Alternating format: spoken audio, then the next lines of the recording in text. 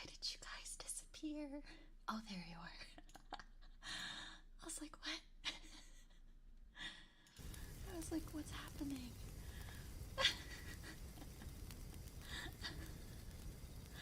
Hi, everybody.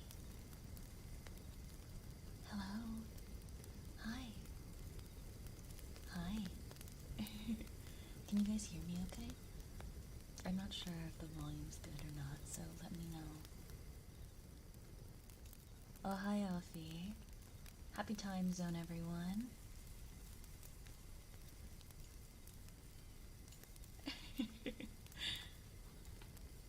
Time for bed and get ASMR? Good.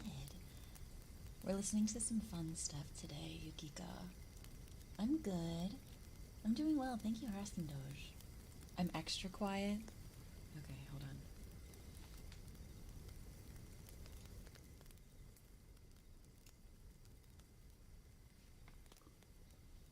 Okay. Is that better? Is that better? Can you guys hear me better?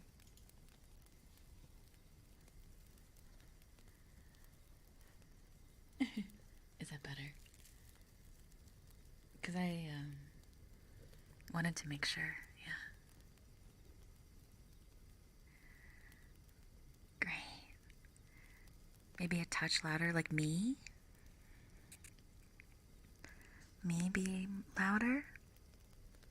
Or like you want the campfire louder? Either way, hi everybody. We're going to be reading ghost stories today. You guys were okay, right here is good. Okay. You guys submitted some scary stories, and I'm going to be reading them to you guys. If you guys get scared, I'll cover you in kisses and take good care of you. Welcome in, by the way. I normally say hello to everybody, but I didn't get a chance to do that this time. So just welcome in general. Hi. But I hope you're ready. Thank you to people who submitted. I appreciate it. I also prepared some as well, so you can look forward to that. Let me just get those out.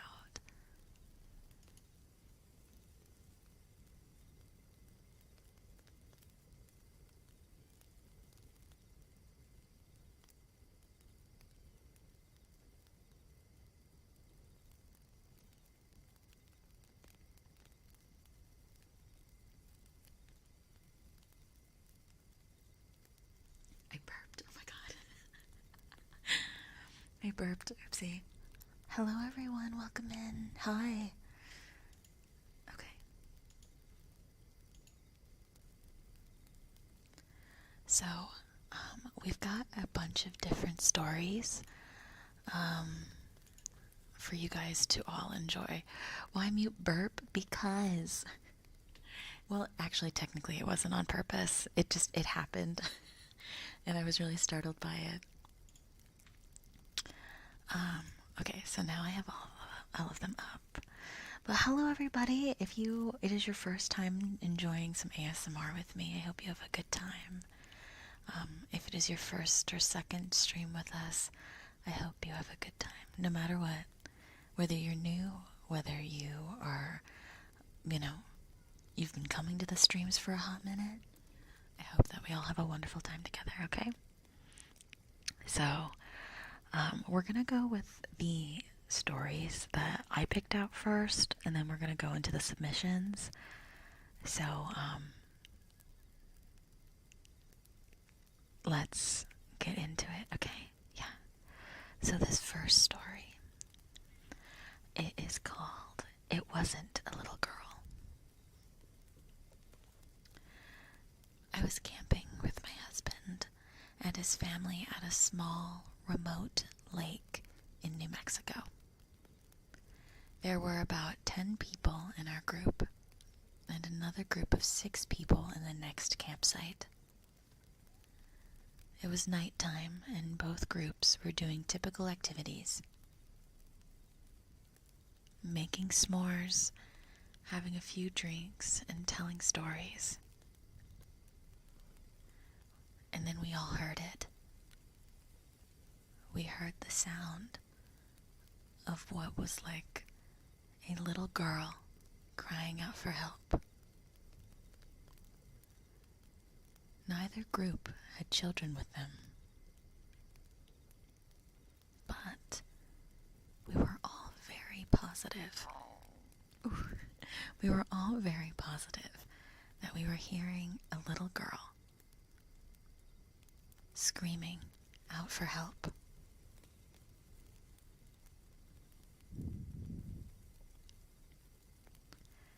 That sound, I can't make that sound on purpose. But anyway, since we were all positive that this little girl was out there, we decided to search the area. As we searched, we could hear every single noise from every direction. You could hear the scream from in front of you, behind you, and to the sides.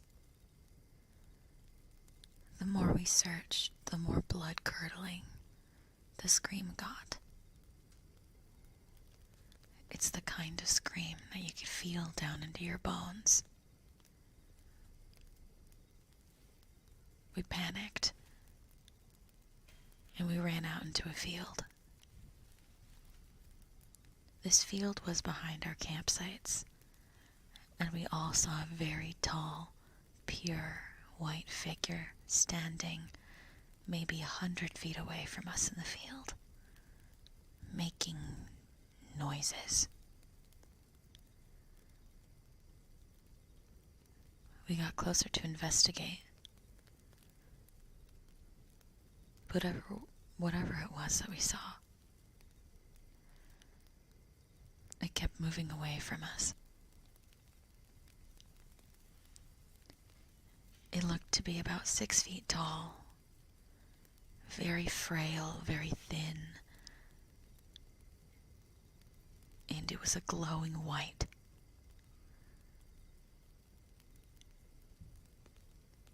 The way that their skin sunk into their bones,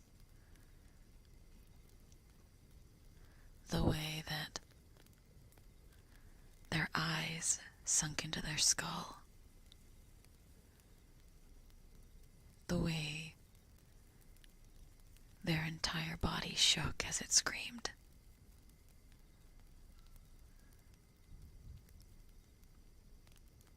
It finally disappeared into the trees. All night we continued to hear this little girl scream and cry for help as we tried to sleep.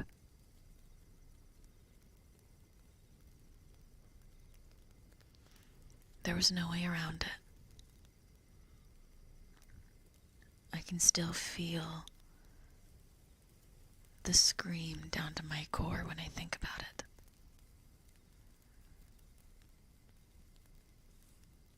I can still feel it as I sleep at night.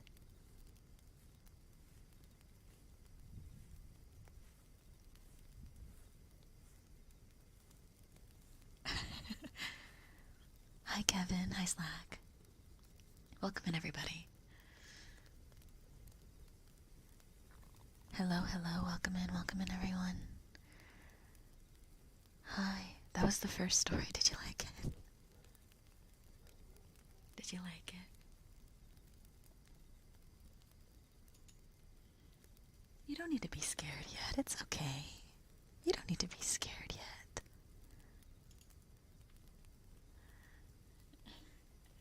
Hi, Highway. Are you guys ready for the next one? If you're just coming in, to let you guys know what we're doing, we are reading ghost stories. And whenever you get scared, I am here to cover you with kisses. So, we're We're going to go through stories that I found first, and then we are going to go into the stories that all of you submitted. You guys are welcome to continue submitting stories for like another 30 minutes if there's anything from Reddit or anything like that that you want me to read. Just keep that in mind, okay? And then I'm going to be closing them off for good, so. Hi, D20.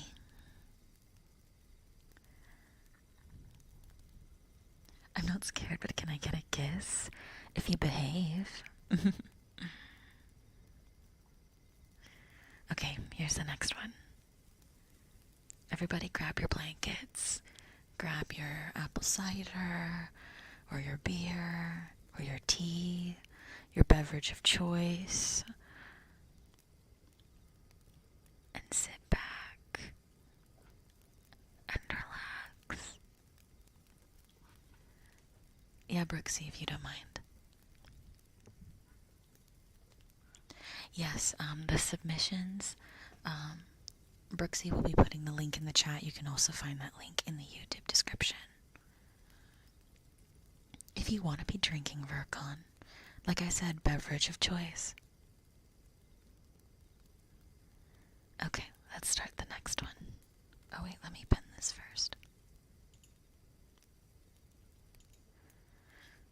Welcome in, everybody.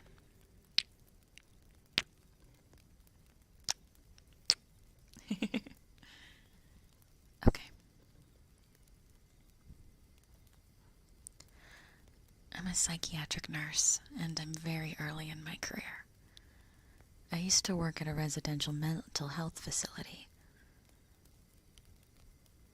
One of our residents was an elective mute, and that means he wouldn't, or couldn't talk. But there were no medical reasons as to why. He had spoken earlier in his life, and in fact seemed quite normal back then, with the exception of being close to 7 feet tall. He'd been raised in the Deep South and joined the military when he was 19, but one night he just vanished.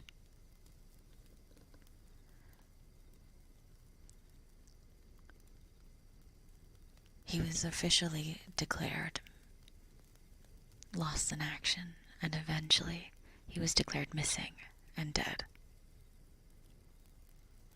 However, 10 years had passed, and this 7-foot-tall man walked into a Virginia hospital emergency room in my part of the Midwest. And he said, "My name is Marion. I've been dead for 10 years.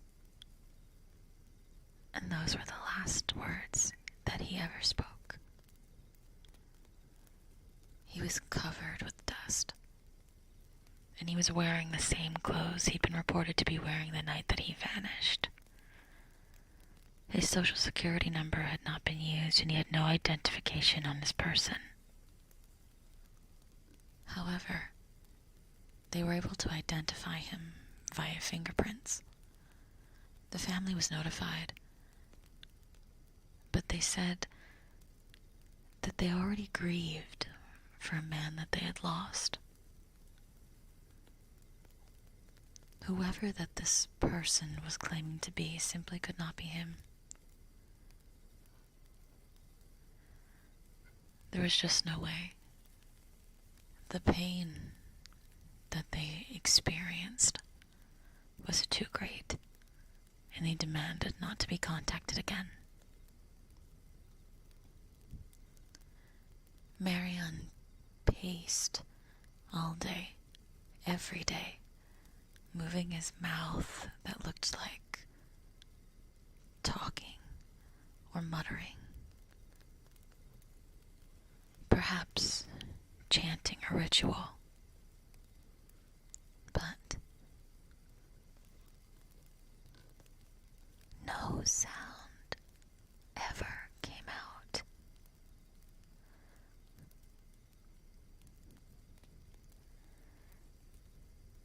had this habit of throwing his head back with his mouth wide open as if he were laughing heartily, but not a sound or a breath could be heard. Just his head back, eyes wide, jaw dropping, teeth bared to the sky.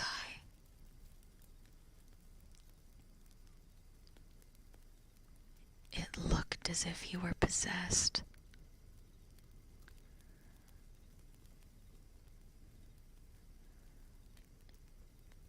If I talked to him, he appeared as if he were listening, periodically throwing his head back in laughter, mimicking this laugh, this possession of his.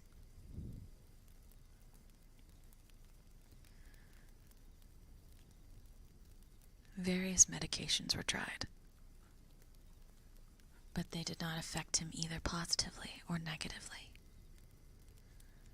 Occupational therapy did nothing because Marion would just grin and grin. And if he chose you, he would stare at you with those wide eyes, pupils so small,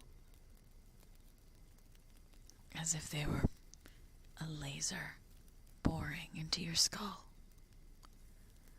with that same large smile.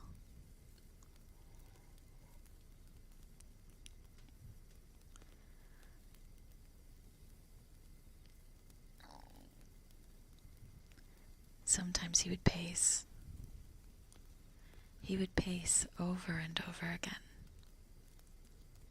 Sometimes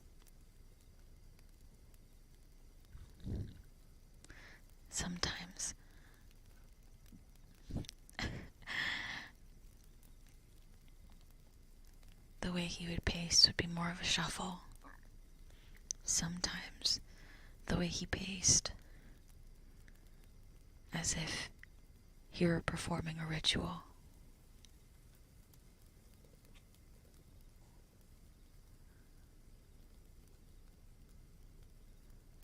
On my last day at the job, the last thing I saw was Marion, pacing in the parking lot in a circle, throwing his head back to laugh in silence. And before I got in the car, his head snapped to look at me.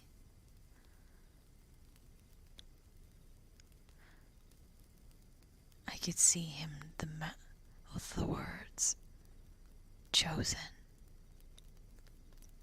as if I were the one he picked. As I pulled out of the parking lot and slowly drove away, I would always wonder what it meant to be chosen by him.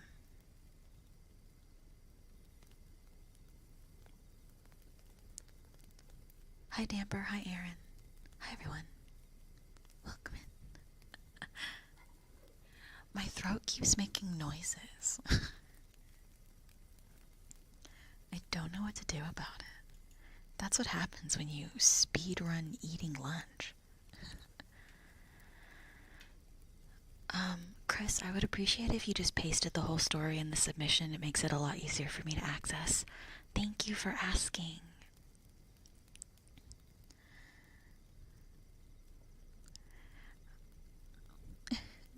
Like even when I'm normally talking. But hi everybody.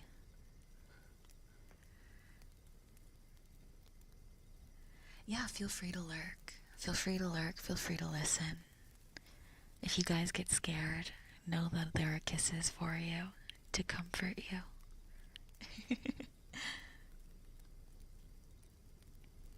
Okay.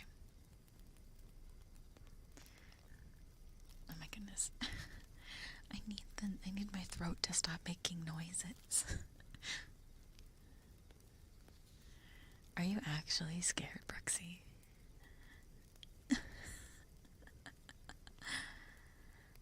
If I give all of you kisses, that means you have to behave.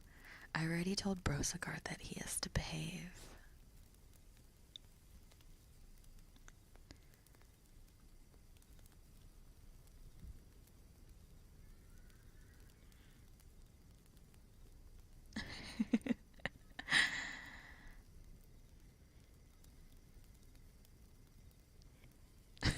I can hold your hand, Damper, don't worry.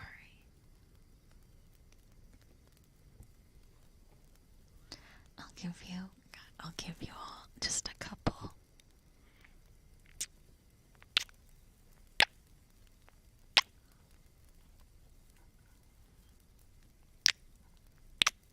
That's for everybody. That includes you, Brosagar.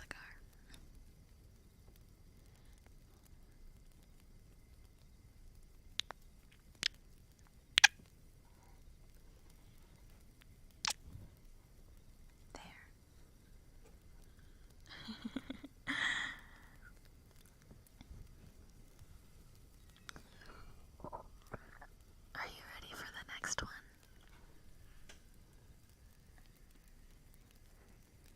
Are you ready for the next story?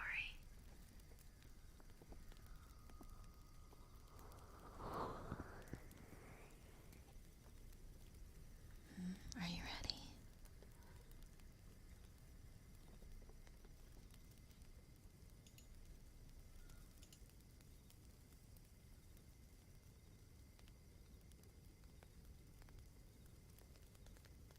Okay. No, you're not ready. Uh-oh. But everybody's ready. Hmm? Hmm? Okay.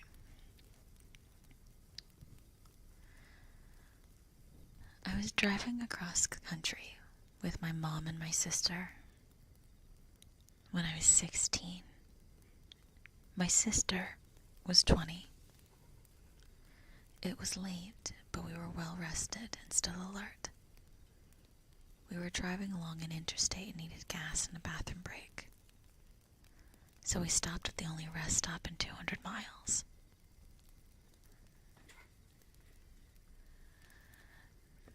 There was a van full of teenagers on a road trip at the gas station, as well as a small gray car parked at the pump in front of us, with two young men standing still outside of it.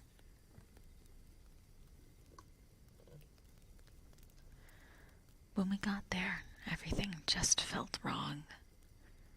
We'd been on the road for days and seen many rest stops at night and had never been afraid until then. My mom and my sister went inside and I stayed in the car. I heard the teenagers say they were creeped out and couldn't get the pump to work and they left in a hurry. I was watching the car in front of us. The two men had just not moved at all. Not an inch. They weren't talking. And they weren't on their phones. They were just standing there, as still as stone. It was almost like they weren't even breathing, as if they had been petrified to stay in the single spot. My sister and my mom came running back out to the car, and when they got in, the two men slowly turned to look at us. They didn't move their body or even pivot. But the eyes, their eyes I will always remember. Their eyes were dark and empty, as if possessed. As if looking into them, we would only see the depth of the void, not reflecting a single shred of light.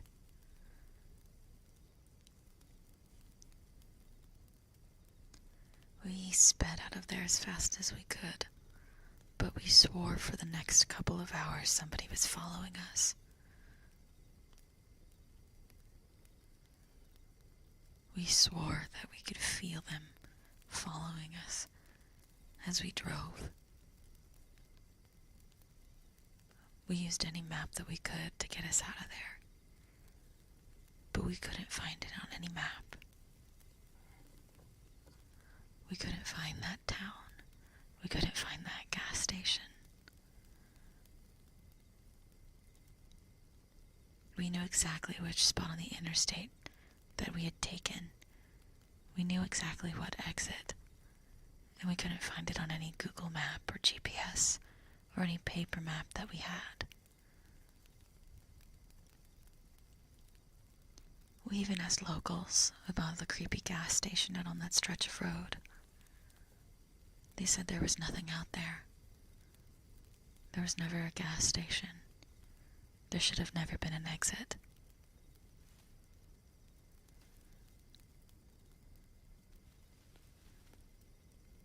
We've traveled on that interstate since, but upon taking that same road, we've noticed that there are no rest stops, and we've come to find that there is no exit.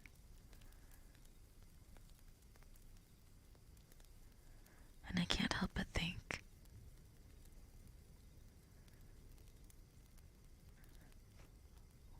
what if I died that night?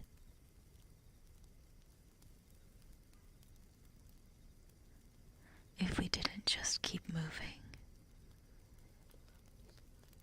What if I died with my mom and my sister being followed by darkness?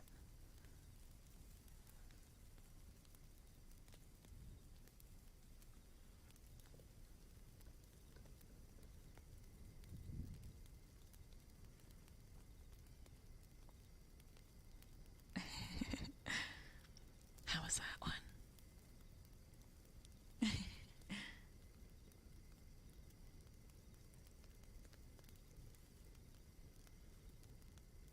I thought that one was interesting. I would hate for that to happen to me. But I'm also already a ghost and I'm already dead, so I guess it doesn't really matter. You know? You know what I mean?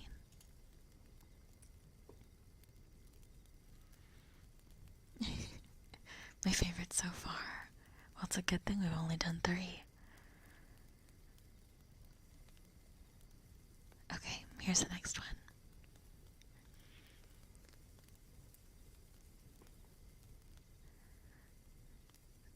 We were driving my friend's really old, beat-up Subaru through a massive graveyard. We stopped and walked down a hill and came across a little pond.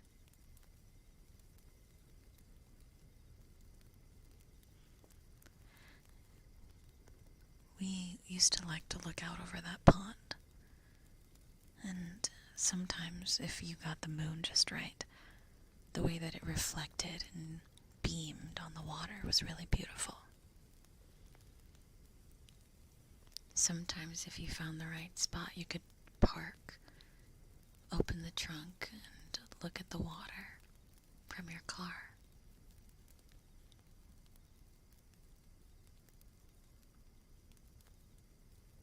But one night, there was someone sitting on a rock across the pond.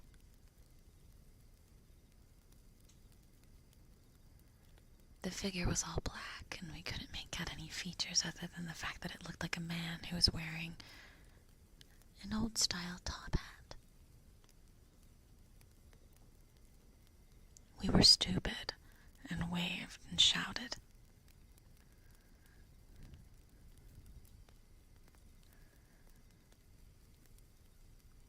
He didn't acknowledge us. But I had a feeling he was staring at us.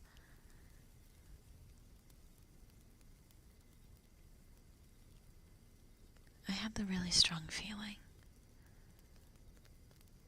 that there were eyes on us the entire night, even if we didn't get acknowledged.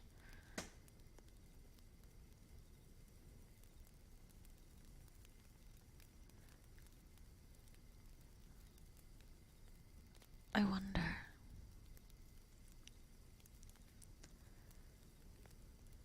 why did I still continue to feel that glare as I walked through the graveyard?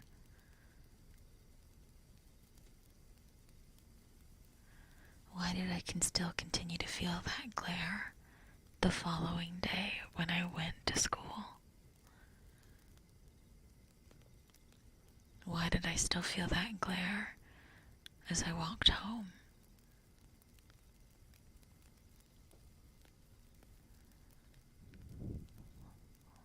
Why could I feel it watching me in my sleep? Why could I feel breath on my neck? The energy wrapped around me, suffocating, the pressure shoving itself onto me as I tried to sleep at night.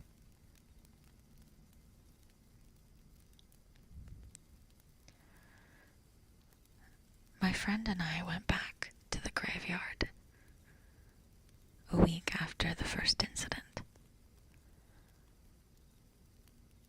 We saw the figure again on the rock on the other side of the pond.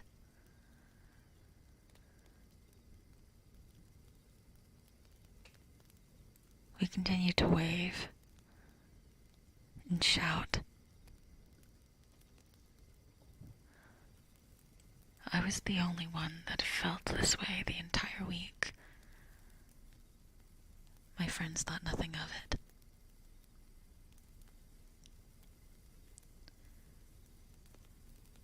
And he continued to not show any acknowledgement and sit on the rock.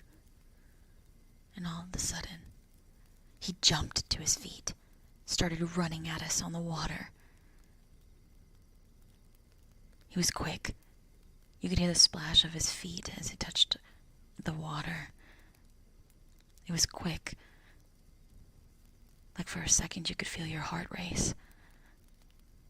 And for a moment your life flashes before your eyes. I shut mine. I couldn't breathe. My friends, they had gone silent.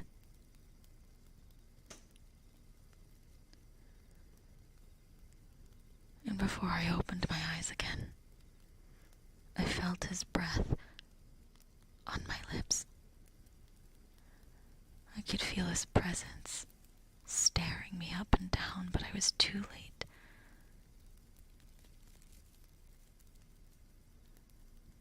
I was too afraid.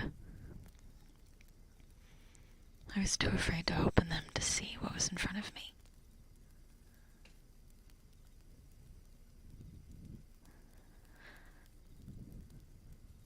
When I opened them, he vanished.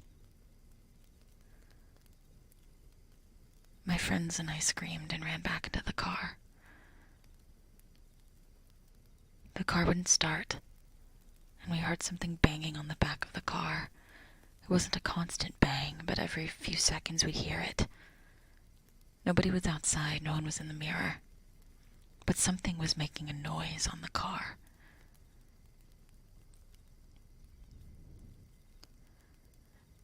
The banging got louder and louder. But there was nothing we could do. The car wouldn't start. We couldn't leave. I tried to call my mom to come give us a boost, but I had no service. None of us had cell service, something that had never happened before while visiting the graveyard. The next 30 minutes were spent trying to get our car started. The final bang was so loud that it broke her back window. No banging was heard afterwards, but the heavy pressure made our bones feel weak. It never went away. Finally, the car started. She hit the gas, and we sped out of the graveyard. The moment we crossed the gates, all of our phones regained service.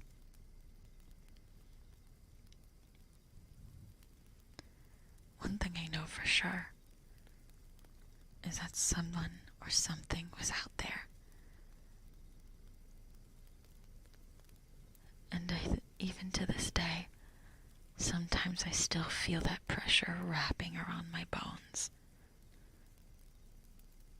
And when I close my eyes, I feel like it will crush me at any second. And I know that feeling was not animal or human.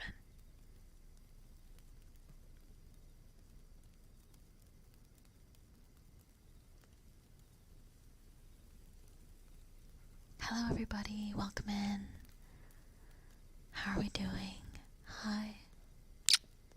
Hello. I will do my best to acknowledge everybody as they come in. But it's a little hard to do that in the middle of a story. But I hope everyone's having a good day. It's good to see some new familiar faces. Hi, honeys. Hi, everyone. Thank you for coming to listen to some ghost stories. I am doing some ones that, before we get to the ones you all submitted, we are doing the ones that I found myself. So,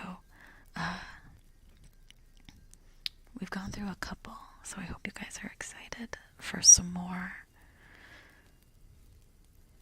Yeah, you guys get to listen to ghost stories. Yeah, so feel free to sit back and relax. Don't feel the need to chit-chat all the time, or even if you want to, you're more than welcome to. I'm right here to keep you company and cuddle you super close, okay?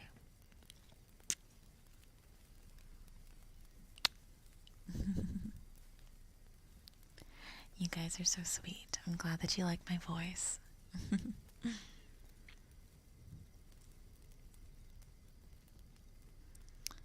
Okay, let's get to the next one.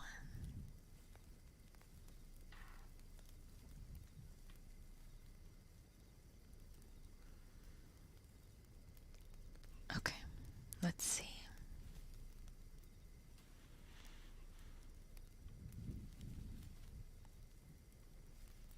Okay. My dad used to work as a corrections officer. He drove the perimeter of the property of the prison that he worked at for his entire shift, where he would check empty buildings for runaway inmates. Generally, he said it was a really boring job.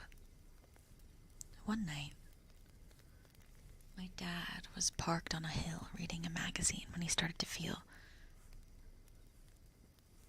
a thumping in his body.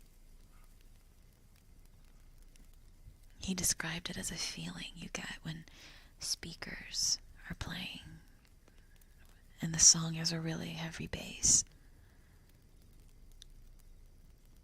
Kind of similarly to the way your car shakes and vibrates because you have your subwoofer pumped up. However, one night, when he was reading this magazine, he decided to,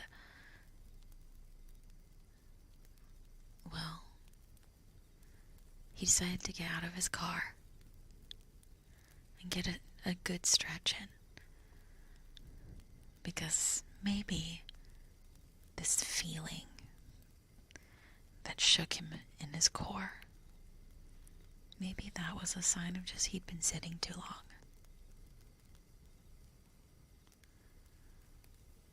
And he got out of the car.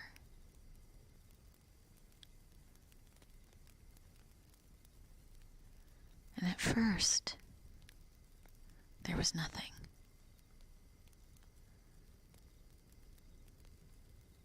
And for a second,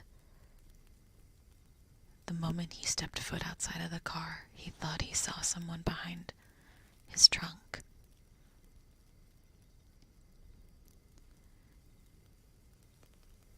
He quickly turns, but there's no one.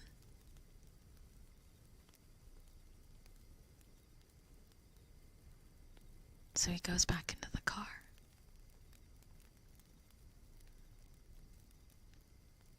He closes the door. And he realizes his car will no longer lock.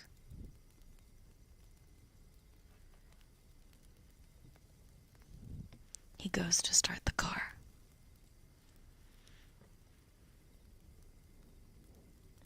It won't turn on.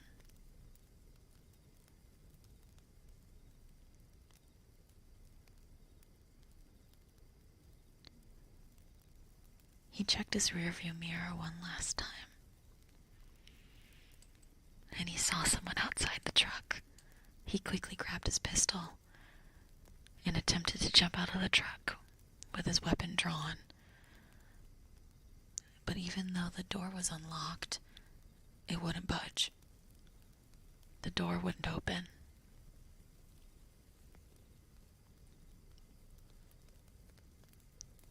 And outside, the person had gone from being in the front of the car, from the back of the car to the front of the car.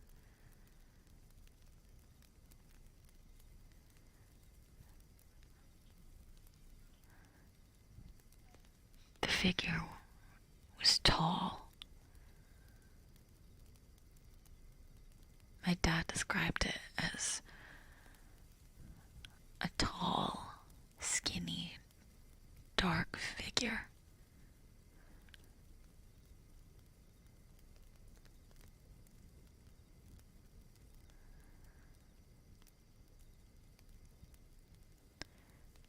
He wanted to know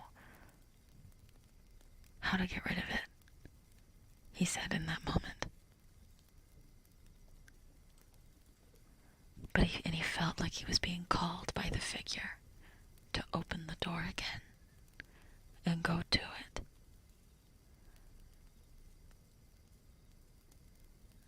My dad said that he could feel like he wanted to go to it, even though logic was screaming at him that this was not the right idea to do.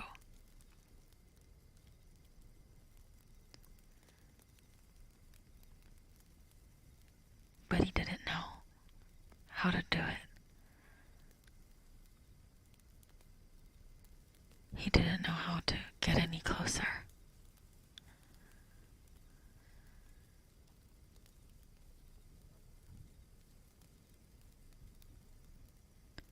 And in that moment, he could feel the figure's eyes. For a second, they revealed themselves to him. A bright, glowing green. He said they were nothing like he'd ever seen before.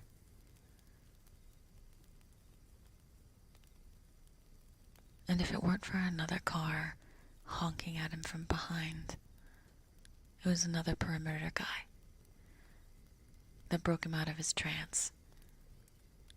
He feels as if he could have been swept away in that moment.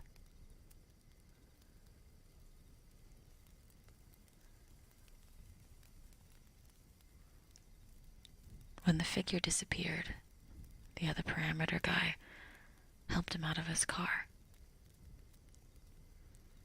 in trying to bring some sense to my dad. Turns out the other perimeter guy, it had happened to him before, but he didn't believe in ghosts, so he wouldn't tell anyone about it. And now they fear that this will happen again. It's just unfortunate that one of their new perimeter guys disappeared not too long after this.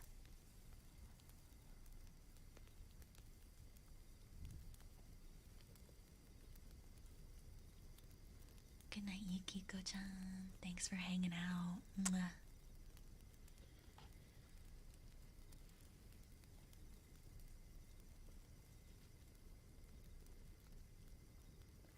That one was interesting.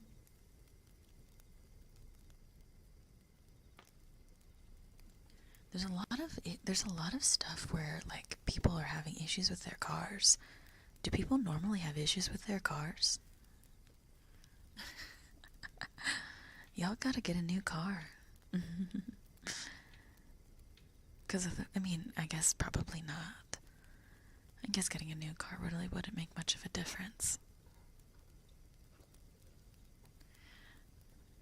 Considering, regardless of whether it's new or not, I would still haunt you. You know?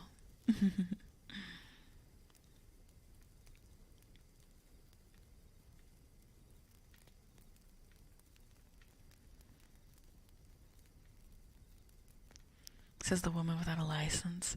Hey, I'm a ghost. Do I really need it? You know?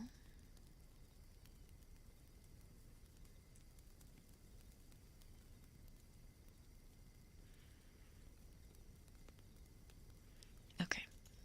Let's look at these next ones. Okay, these next ones are a little shorter, so. Okay. Oops.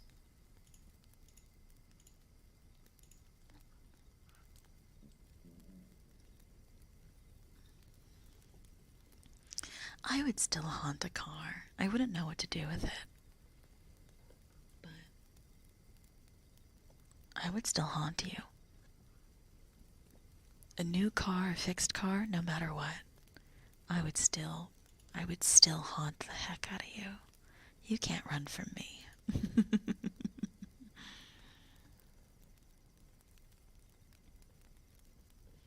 For this next one, I want you to close your eyes. Okay?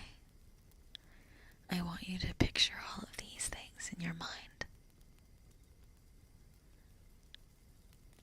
Can you do that for me?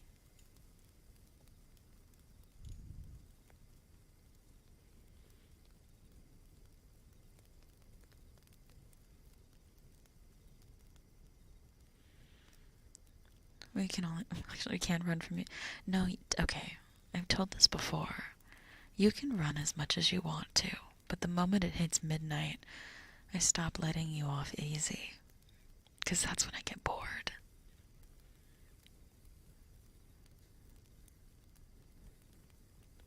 Okay. So, close your eyes. And I'll start the next one.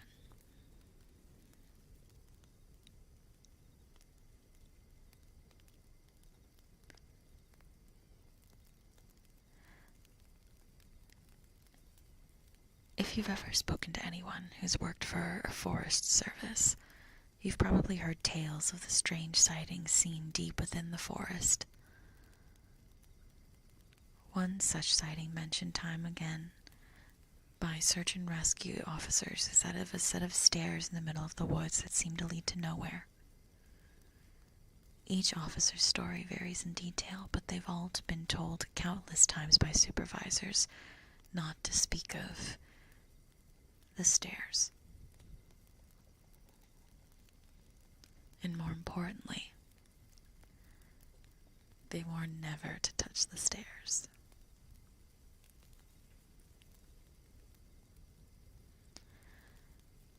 One summer afternoon, you and a friend are backpacking through the forest. You're deep in the woods, miles into the wilderness, and you and your friend are both very much alone.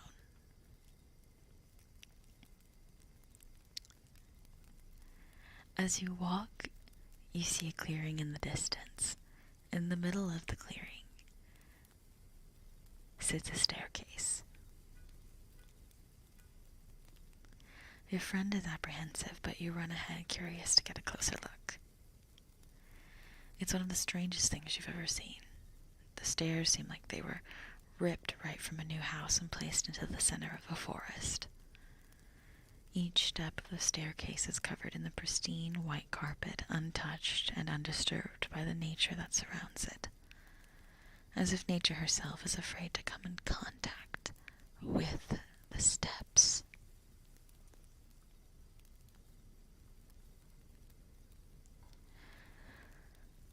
You go to approach the staircase, but something stops you. There's a sudden feeling of dread. The dread sits deep within your core, and the paranoia clouds your mind. And amidst these intense feelings, there's a thought that emerges from all of it. This isn't right. I should not be here.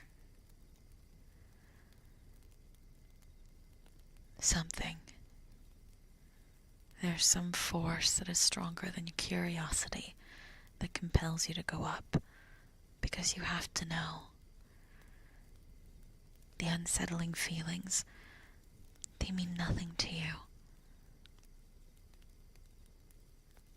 The feeling to go up creeps under your skin. It shakes you. You feel as if you could fall and stumble at any moment. As you go up, each step higher and higher, you feel shaken.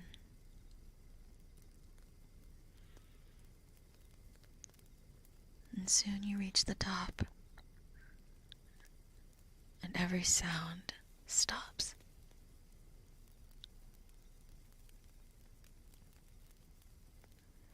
Have you gone deaf? Have you reached a height where there is no sound?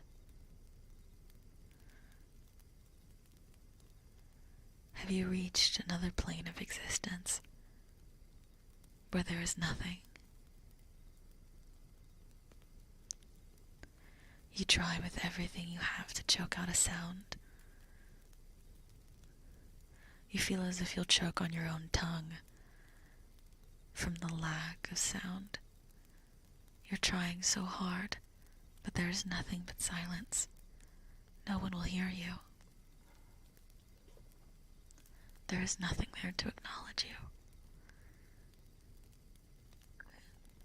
It's just nothing.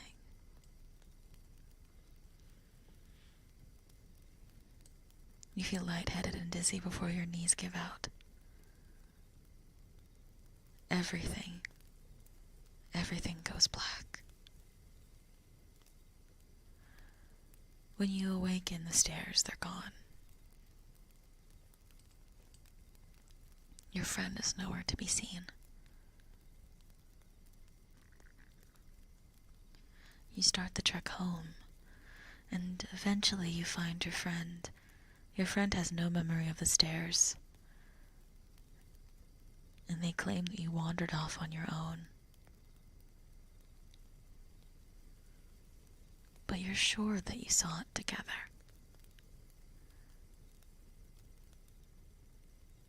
You're so sure of it.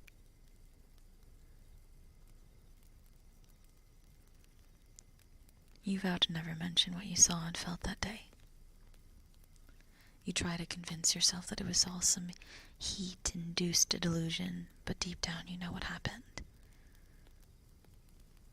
You know that somewhere deep within the brush of the forest, you can hear it calling to you. You can hear the stairs calling to you. the only sound that you would ever need to hear again. It's a force that tugs at your heart stronger than any love. They're waiting for you. They're waiting for you to find them again.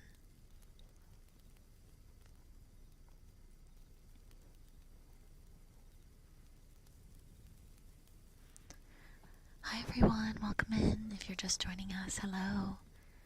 Hi, how are we doing? Hi, Nina. Hi, Fifi. Hi, Gaming Munchie. Hello.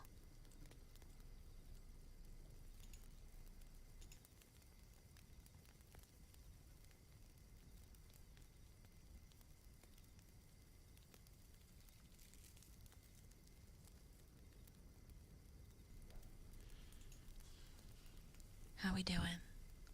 How we doing?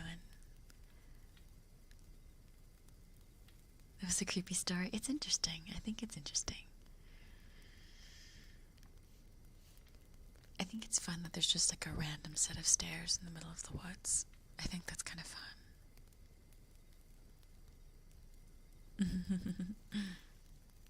Have a good dinner, Mark. Okay.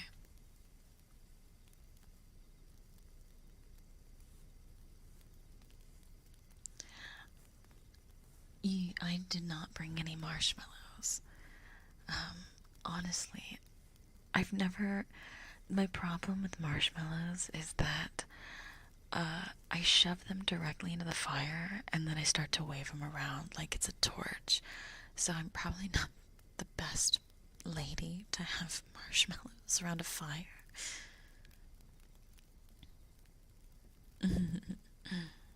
But if you want, I don't know, but if someone wants to go venture into the barn and grab some, you totally can. How does that sound? A fire extinguisher? I was just assuming that it would go out on its own. You have to remember, I'm a ghost. I don't think about these things.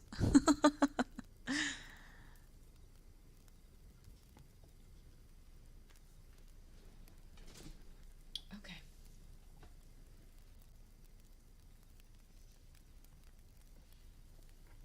Spam orange and purple hearts in the chat if you're ready for the next story. You guys can get cozy. Go get your marshmallows. Go get refills on your beverages. It won't do any harm. Okay, that's what I thought. I was like, I thought you can leave fires. People, when they go camping, they just leave them be, right?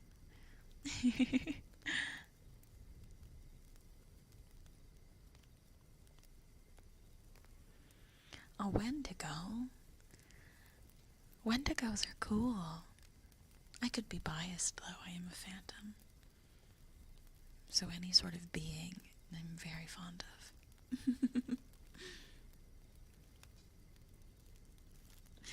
Okay, here's the next one. Here's another one where you might have to close your eyes, okay? You're walking home. It's very late one night. The sun is completely down and the roads are pitch black. There's street lamps every now and again, but they're not often enough to light the whole sidewalk.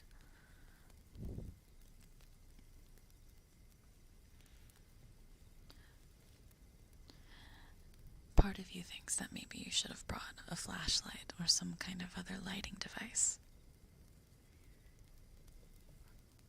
The moon isn't high enough. In fact, there is no moon. At least it feels like it. The sky is covered in clouds.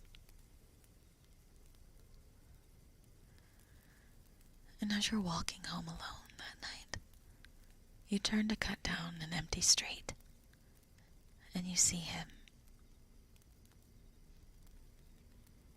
Off in the distance, a tall figure stands under the glow of a street lamp. There's only one on this street, and you feel as if you made a mistake.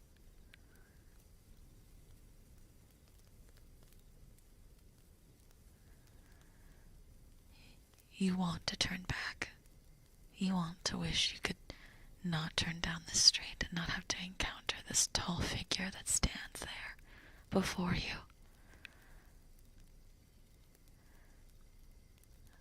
You see this man dressed in an old suit with a disturbing smile spread across his face,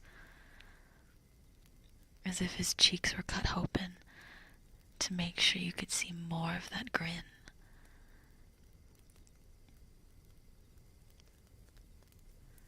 The way his jaw drops to show even more of his teeth. He's moving toward you. You can see him get closer and closer. You can feel your heart slowly starting to race with each step. It feels as if he's moving fast, but you can't tell. Each step that he takes is so deliberate. You hope that someone turns down the street, just so you don't have to be the only one to experience this.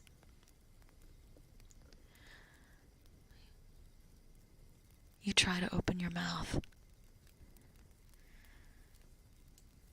but when you go to speak, terror squeezes your throat tight.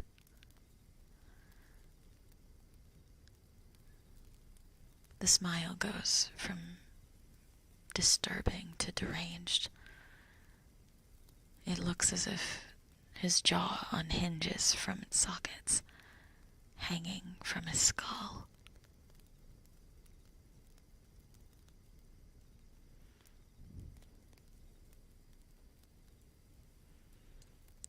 He stares straight up at the sky. His distorted grin, jaw hanging towards his chest. And he gets closer and closer. Is he drunk? Is he high? Is he real? He stops in front of you. You can see that his eyes are bloodshot red, and the horrifying way that his jaw extends. You can see his teeth through his cheeks. You wish you knew what to do. You wish you could run, but you can't, in fear of what they might do.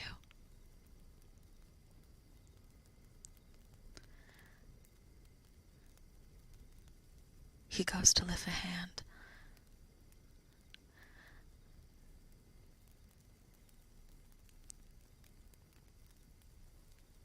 But before you know it, he's walking around you and disappears behind you. You start walking forward again, under the pretense that it's safe to go. Your body is stiff. Your steps are small and very slow, timid. If your knees continue to shake, you know they'll give out from under you.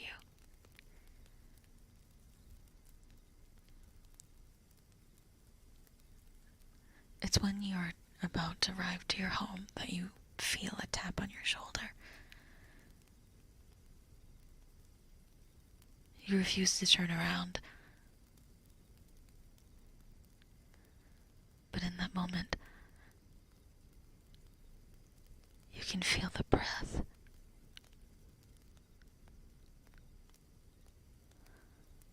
You can feel it.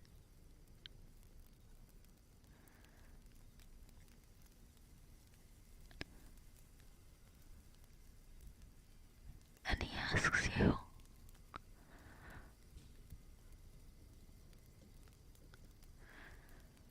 wouldn't you like to smile forever?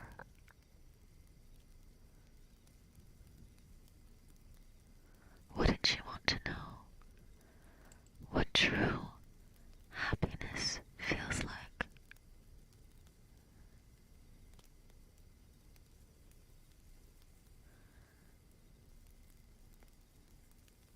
inside to your home and slam the door shut. You take one last peek outside your front window. He's gone, but that deranged smile on his face is burned into your soul for the rest of your life.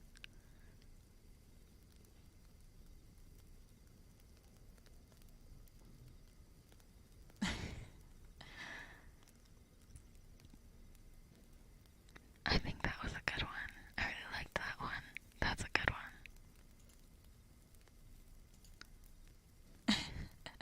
I liked that one.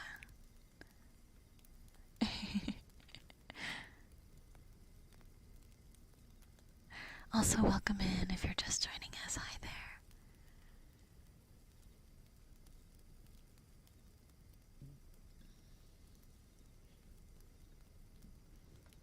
I'm legit scared. Here.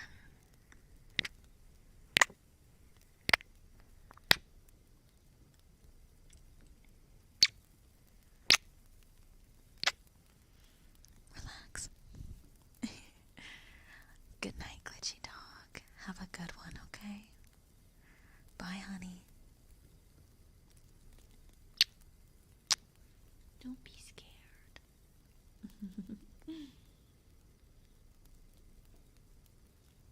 Are you ready for the next story?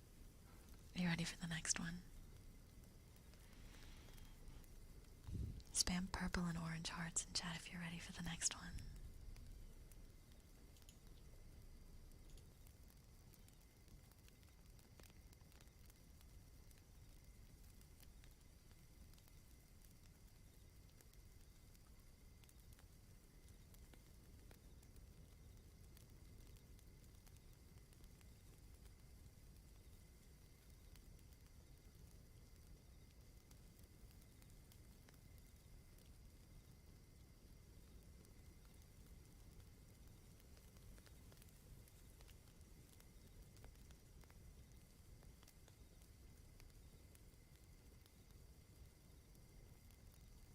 Yes, I am friendly to vampires.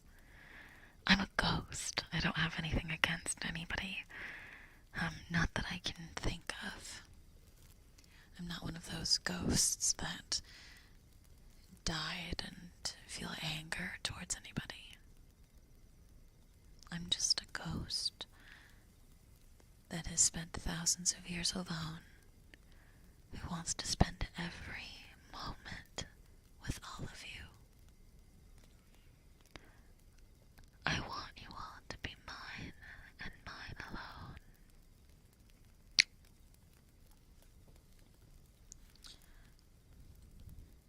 Ghostbusters don't scare me.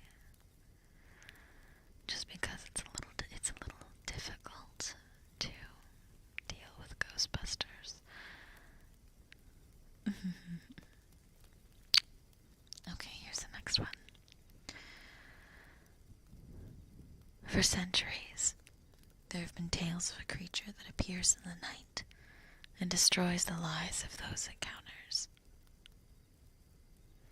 There have been nearly 24 reports from victims recounting of identical experiences.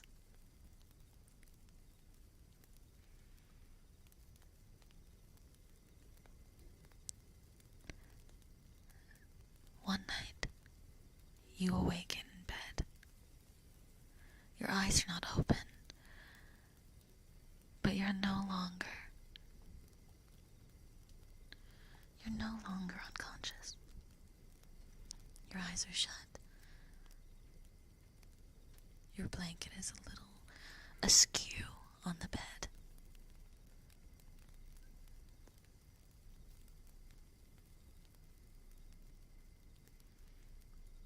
You start to feel a chill, so you move your blanket, but you notice that you can't move. You think that maybe it's some form of sleep paralysis, but there's something about this that's different. There's a cold aura that comes from the foot of your bed. There's a pressure in an energy that is the reason you have slowly started to come awake. This feeling allows you to open your eyes. And there you see it, at the foot of your bed.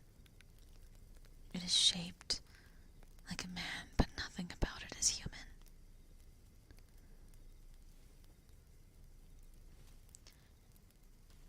Its eyes are black and hollow. You stare into them directly.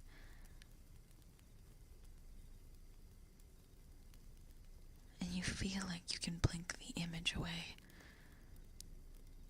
But it's still there.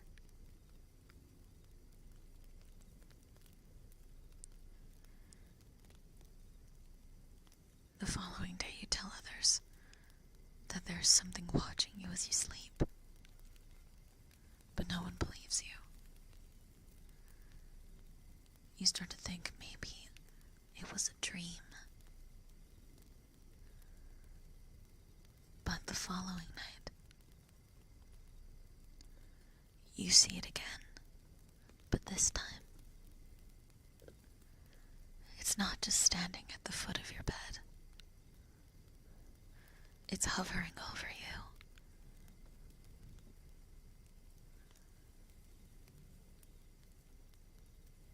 The black and hollow, deep, deep, deep hole of their eyes. They force you to stare into them. You feel your sanity to decay. You can't feel your body move.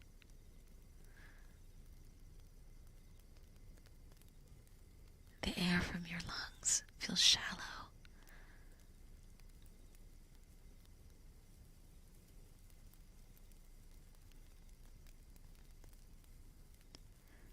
And what do you do? What do you do when this figure is above you, waiting for you to make a move? You can feel it feeding off of your existence every night that you fall asleep.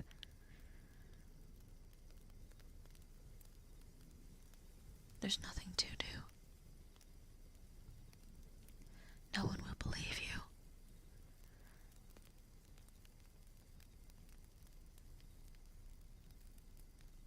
So you no longer sleep.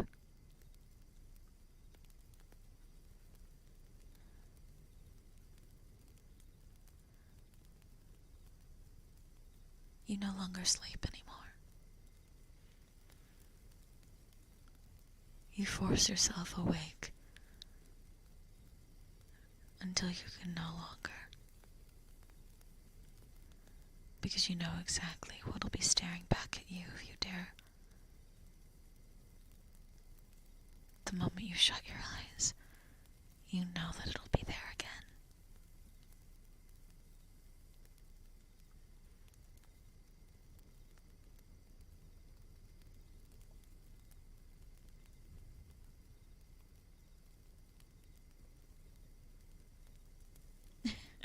That one was really short. But I think that was a good one. I'd be horrified. Don't you think? Wouldn't you be kind of mortified? I would be. You know? Not that I really have much to worry about, but I would definitely be absolutely horrified. Like, I wouldn't know what to do. And just be like, well, I guess this is my life now.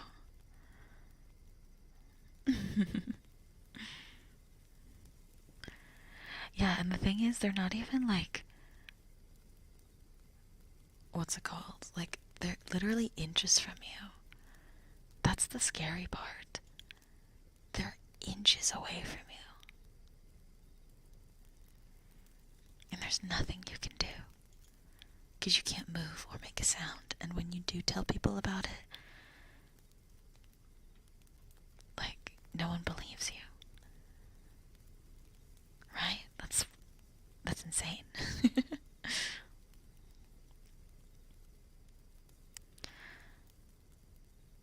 Okay. Okay, are you guys ready for the next one? Are you guys ready for the next one? Hmm? Hmm? And then we've got a few, quite a few submissions that we need to get through.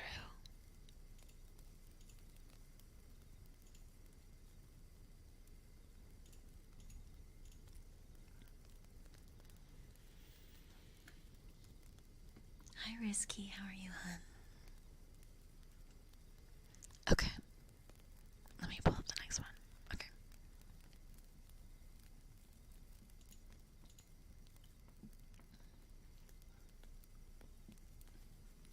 Okay. So ooh. So, I want you to picture you're bursting free from your high school doors or any school doors. Like, school is out for the summer, right? It's super exciting. It's the greatest feeling. You get to have a break for like a couple of weeks before you have to go back to school. And you are practically skipping around, excited, thinking of the summer adventures you have ahead when you notice a small photograph on the sidewalk. You pick it up and notice that it's a photo of a small girl.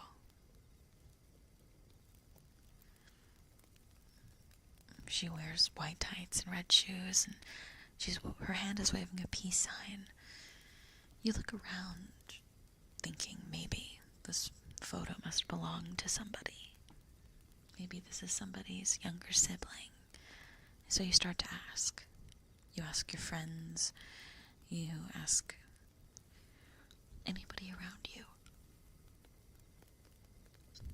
And everybody says no one's seen this little girl before. It's not mine. So you figure, well, it's summer break. I'll just wait until we go back to school in a few weeks, and I'll give this photo back then.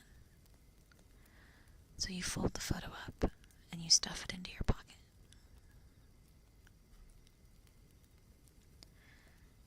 That night, as you lay in your bed, you're awakened by a gentle tap to your window. You look at your window, but there's nobody there. And as you begin to climb out of your bed to investigate, you hear laughing, like a young girl's laugh, coming from the street below your bedroom window.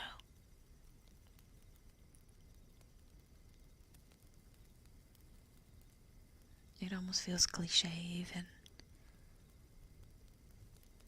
Like a small little girl laughing in the distance. As if there were some kind of innocence to it.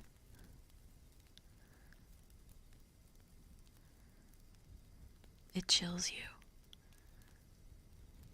You get goosebumps just thinking about it.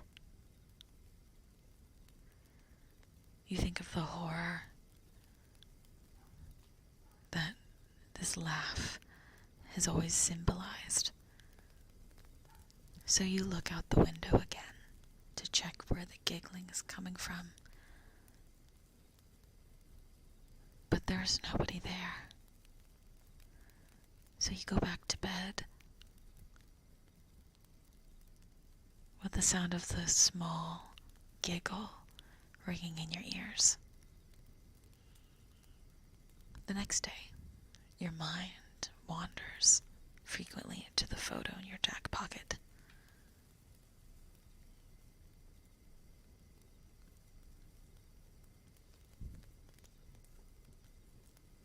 When you close your eyes, you can still see the image of the small girl in the red shoes waving the peace sign in the air with glee.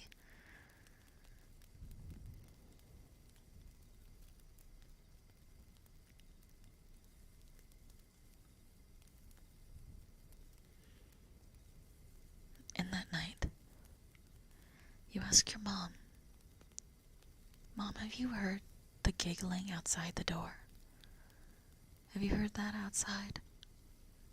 She tells you no. She said maybe it was happening in your dreams, but you're really sure that you heard it.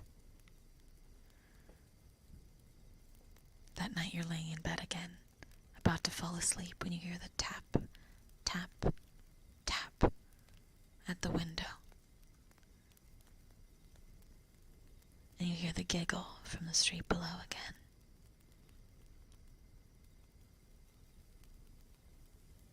You think maybe if I go to the window, it'll disappear. So instead, you decide to go out and investigate. You start to think maybe I should pull some shoes on, throw on a jacket, and run out into the street. You don't know why you feel called to do this.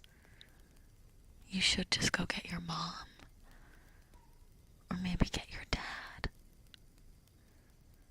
But there's something in you that tells you, go outside. Go outside.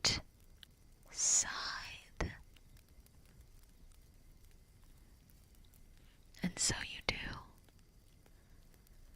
You pull on your favorite shoes.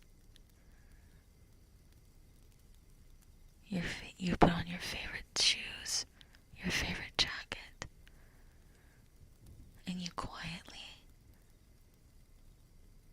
go to the front door. When you touch the doorknob, it's cold.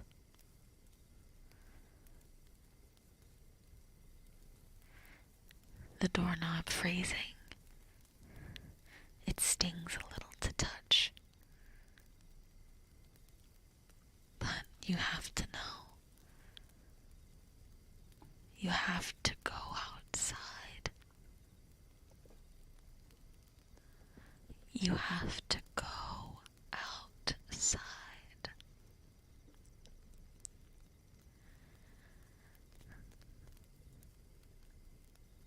So the freezing burn against your palm, you open the door as quietly and as slowly as you can, the cold searing into your palms.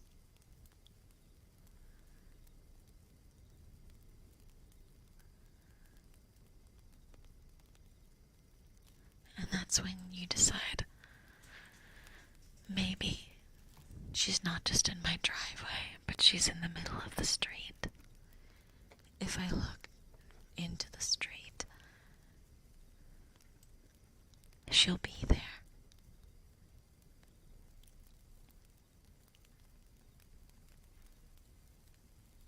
You don't see the truck speeding towards you.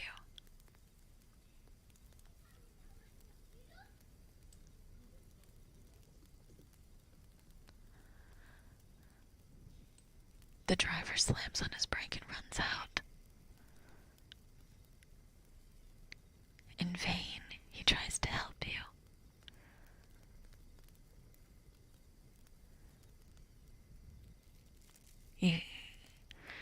You feel like you're being released, and you feel like in your last moments when you hear your mother screaming, that in the corner of your eye you see a small girl waving her hands to you.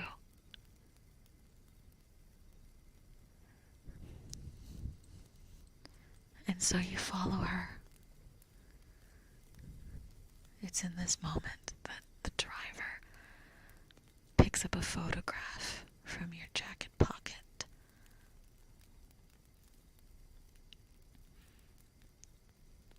He picks it up and he notices the small girl in the picture with red shoes, waving a peace sign in the air with glee.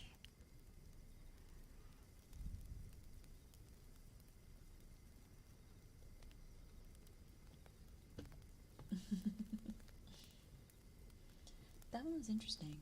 I didn't expect, MC to die, but, we live and we learn, I guess.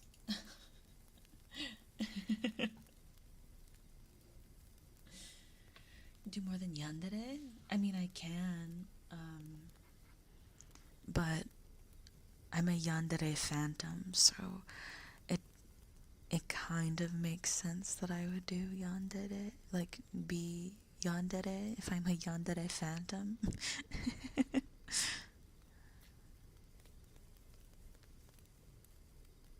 Also, hi, Brian. But yeah. If you mean like my ASMRs, I have done more than just Yandere ASMR. I've done like mechanic ASMR, wholesome mommy ASMR, and some other wholesome stuff. Yeah. It's just in my personality to be a Yandere. Okay. But that one was interesting. I didn't expect MC to die, but, it worked out.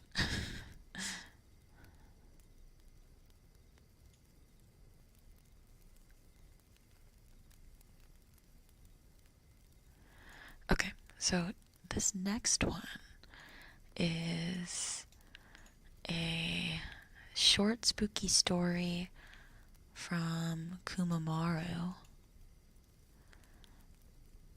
It is called A Dream by William Allingham.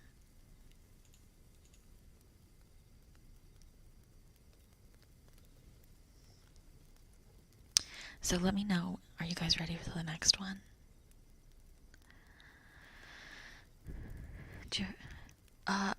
You did ask this yesterday, Rolling Dodge. I can do deeper voices, but it just hasn't come up.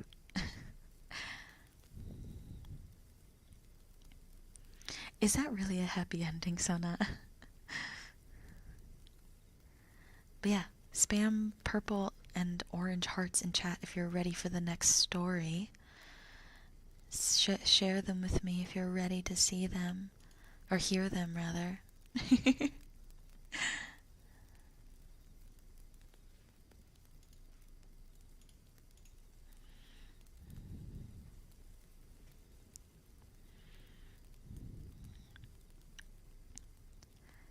Okay. I hear the dogs howl in the moonlight tonight. I went to the window to see the sight. All the dead that ever I knew, going one by one, and two by two. On they'd pass, and on they'd passed, townsfellows all from first to last.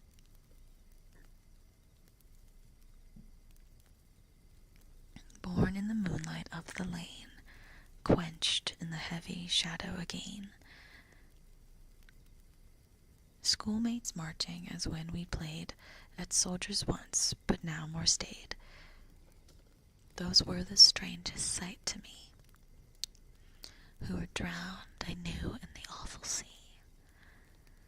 Straight and handsome folk, bent and weak too, some that I loved and gasped to speak to, some but a day in their churchyard bed, some that I had not known were dead. Long crowd where each seemed lonely, yet of all them all there was one one only, raised a head or looked my way. She'd lingered a moment, she might not stay. How long since I saw that fair pale face? Ah, mother dear, might I only place my head on thy breast a moment to rest, while thy hand on my tearful cheek were pressed. On a moving bridge they made, across the moon stream from shade to shade. Young and old, women and men, many long forgot, but remembered then. And first there came a bitter laughter, a sound of tears the moment after, and then a music so lofty and gay that every morning, day by day, I strive to recall it, if I may. And that is called A Dream by William Allan. Okay, and then this next one is called Song of the Ghost by Alfred Percival Graves.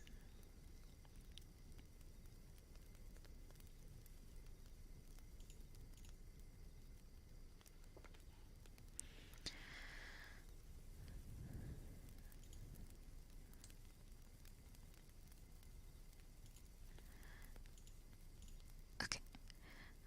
When all were dreaming, bug Pastine power, a light came streaming beneath her bower. A heavy foot at her door delayed, a heavy hand on the latch was laid. Now who dare venture at this dark hour, unbid to enter my maiden bower? Dear Pastine, open the door to me, and your true lover you'll surely see. My own true lover, so tall and brave, lives exiled the angry wave. Your true love's body lies on the bier, his faithful spirit is with you here. His look was cheerful, his voice was gay, your speech is fearful, and your face is grey, and sad, and sunken your eye of blue. But Patrick, alas, 'tis you. Ere dawn was breaking, she heard below the two cocks shaking their wings to crow. Oh, hush you, both red and grey, or will you hurry my love away? Oh, hush your crowning, both grey and red, or he'll be going to join the dead. Or cease from calling his ghost to the mould, I'll be crowning your combs with gold. When all were dreaming, but Pastine power, a light went streaming from out her bower, and on the morrow, when they awoke, they knew that sorrow her heart had broke. Oh, that's kind of sad. Kumamaro, that one's kind of sad. Yes, so gay is another word for cheerful. And when it said two cocks, it was talking about two roosters. That's why it said they're two cocks shaking their wings to you. They're talking about roosters. And gay was a term that was used to describe cheerful and happy people. So before y'all start going, excuse me? Make sure you think about the context of which that this is being told or when this was written. Yeah, so, but yeah, so this was Song of the Ghost by Alfred Percival Graves.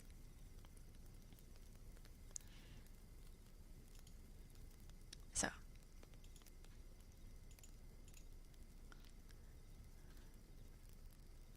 Excuse me? What do you mean, excuse me?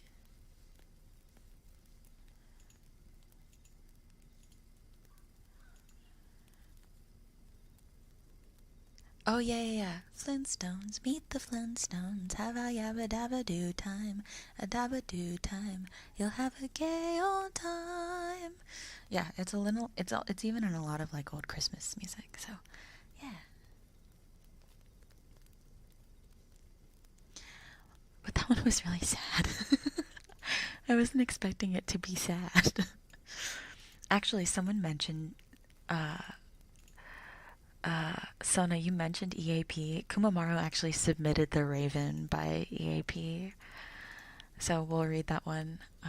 This one is called The Black Lamb by Lady Wild. To nerd need to know. No. I appreciate it, Kumamaru. I think it's really fun. Like, I don't know how many people know this, but I went through a really huge phase where I was really obsessed with E.E. Cummings.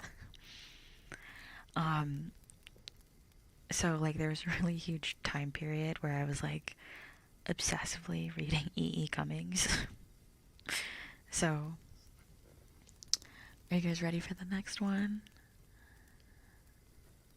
Are you ready?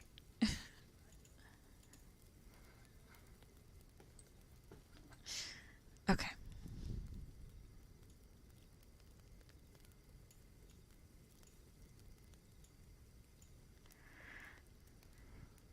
Yes, let me see the hearts. Let me see them in chat.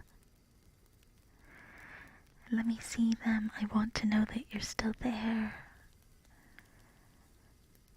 Do you love me or do you care? I'll shout whatever. What song is that? Oh, that's Baby by Justin Bieber. Oh my god.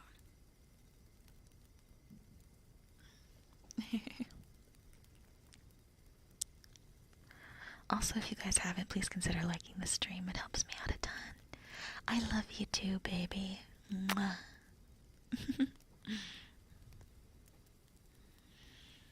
Oh gosh.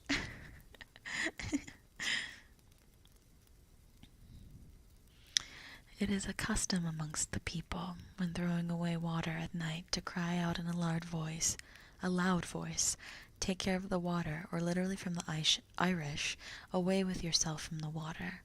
For they say that the spirits of the dead, last buried, are then wandering about, and would be dangerous if the water fell on them.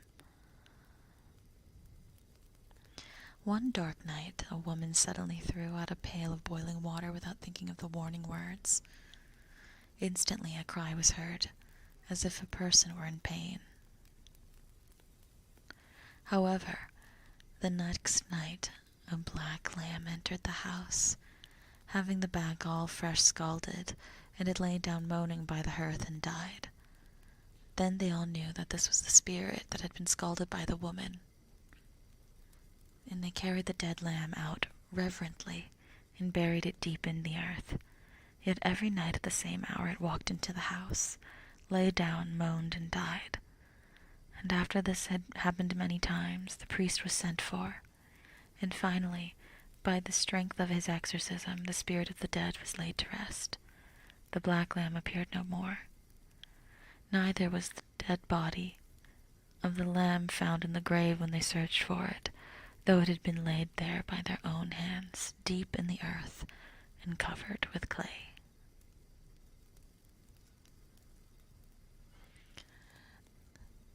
Is this like an Irish like folklore or something? I've never heard of this one before. Hi, Buckenberry. Hi, honey. And then we have The Raven, a classic. An Edgar Allan Poe classic.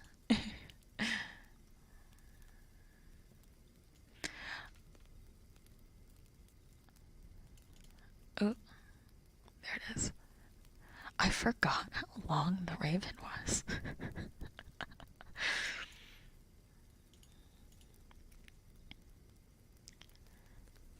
Oh, really? I didn't know that. Sorry, that was really loud.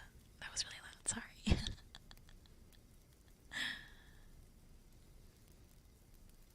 Wait, come here. Mwah. Mwah. Mwah.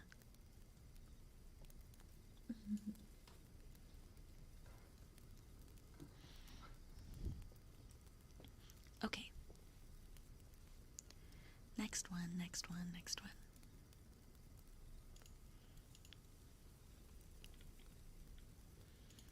guys ready? Are you guys ready for it?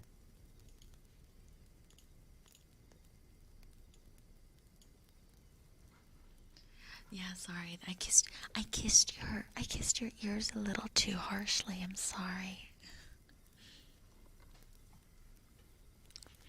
I'll have to be really careful next time.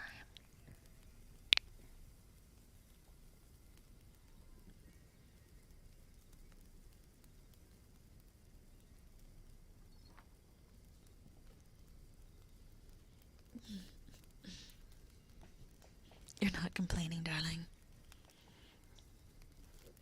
Is that so? Okay.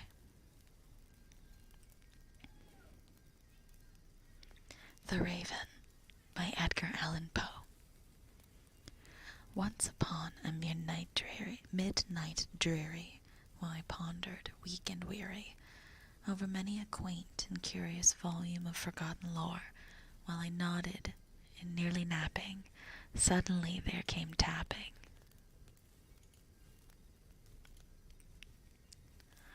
As of someone gently rapping at my chamber door. "'Tis some visitor," I muttered, tapping at my chamber door. Only this and nothing more. I distinctly remember it was in the bleak December, and each separate dying ember wrought its ghost upon the floor. Eagerly I wished the morrow. Vainly I had sought to borrow from my books surcease of sorrow for the lost Lenore, for the rare and radiant maiden whom the angels name Lenore, nameless here forevermore. And the silken, sad, uncertain rustling of each purple curtain thrilled me, filled me with fantastic terrors never felt before. So that now, to still the beating of my heart, I stood repeating, "'Tis some visitor entreating entrance at my chamber door, some late visitor entreating entrance at my chamber door. This it is, and nothing more." Presently my soul grew, hesitating then no longer. "Sir," said I, "or madam, truly, your forgiveness I implore. But the fact is, I was napping, and so gently you came rapping, and so faintly you came tapping at my chamber door, that I scarce was sure I heard you. Here I opened wide the door. Darkness. There, and nothing more." Deep into the darkness peering, I stood there wondering, fearing, doubting, dreaming dreams no mortals ever dared to dream before. But the silence was unbroken, and the stillness gave no token. And the only word there spoken was the whispered word, "Lenore." This I whispered, and echo murmured back the word, "Lenore." Merely this, and nothing more.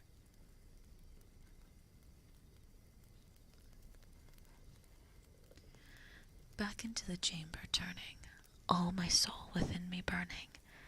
Soon again I heard a tapping, something louder than before. "Surely," said I, "surely that is something at my window lattice. Let me see, then, what thereat is, and this mystery explore. Let my heart be still a moment, and this mystery explore." 'Tis the wind, nothing more. Open here I flung the shutter, when, with many a flirt and flutter, in there stepped a stately raven of the saintly days of yore. Not the least obeisance made he, not a minute stopped or stayed he. With mine of lord or lady perched above my chamber door, perched upon a bust of Pallas just above my chamber door, perched and sat, and nothing more. Then the ebony bird, beguiling my sad fancy into smiling, by the grave and stern decorum of the countenance at war. "Thou thy crest be shown and shaven thou," I said. "Art sure no craven, ghastly grim and ancient raven, wandering from the nightly shore? Tell me, what thy lordly name is on the night's Plutonian shore?" Quoth the raven, "Nevermore." Much I marvelled this ungainly fowl, to hear discourse so plainly, though its answer little meaning, little relevancy bore, for we cannot help agreeing that no living human being ever yet was blessed with seeing bird above his chamber door, bird or beast upon the sculptured bust with his chamber door, with such a name as Nevermore. But the raven, sitting lonely on that placid bust, spoke only that one word, as if its soul in that one word he did outpour, nothing farther than he uttered, not a feather than he fluttered, till I scarcely more than muttered, "Other friends have flown before. On the morrow he will leave me, as my hopes have flown before." Then the bird said, "Nevermore." Startled at the stillness broken by reply so aptly spoken, "Doubtless," said I, "what it utters is its only stock and store, caught from some unhappy master, whom unmerciful disaster followed fast and followed faster, till his songs one burden bore, till the dirges of his hope that melancholy burden bore, of never, nevermore." But the raven still beguiling all my sad soul into smiling, straight I wheeled a cushioned seat in front of bird and bust and door. Then upon the velvet sinking, I betook myself to linking fancy unto fancy, thinking that what this ominous bird of yore, what this grim, ungainly, ghastly, gaunt, and ominous bird of yore meant in croaking nevermore. This I sat engaged in guessing, but no a syllable expressing, to the fowl whose fiery eyes now burned into my bosom's core. This and more I sat divining, with my head at ease reclining on the cushion's velvet lining, with the lamplight gloated o'er, but whose velvet lining with the lamplight gloating o'er she shall press, ah, nevermore. Then, methought, the air grew denser, perfumed from an unseen censer swung by seraphim whose footfalls tinkled on the tufted floor. "Wretch," I cried, "thy God hath lent thee by these angels, he hath sent thee respite and nepenthe from memories of Lenore. Quaff, oh quaff, this kind nepenthe, and forget this lost Lenore," quoth the raven, "nevermore."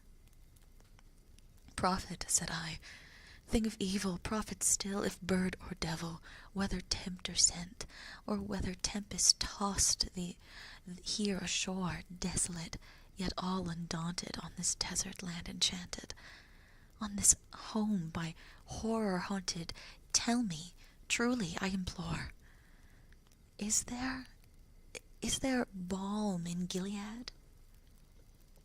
Tell me, I implore." Quoth the raven, "Nevermore."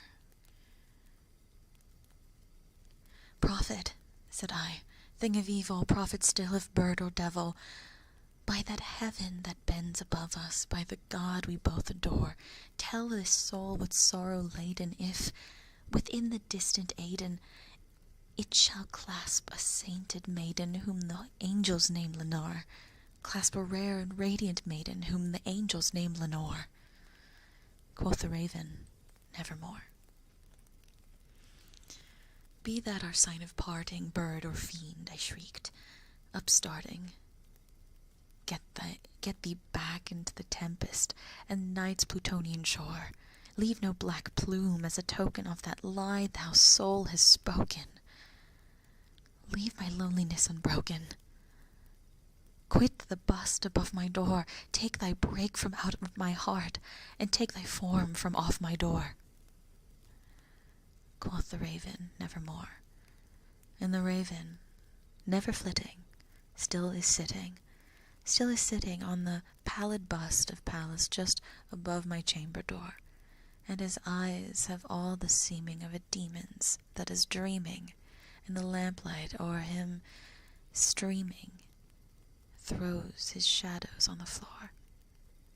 My soul from out that window that lies floating on the floor shall be lifted nevermore.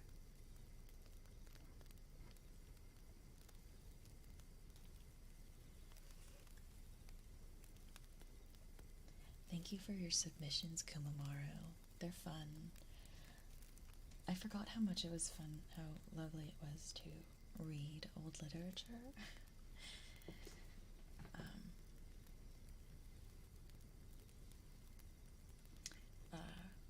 I felt like I was in acting school again. It was really lovely, genuinely. I actually really loved that. It was very, very lovely.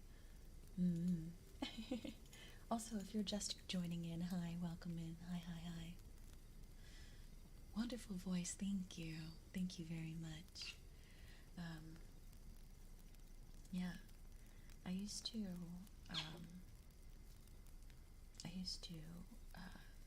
study Shakespeare and a lot of old literature that I had to do for acting classes, so they're very funny.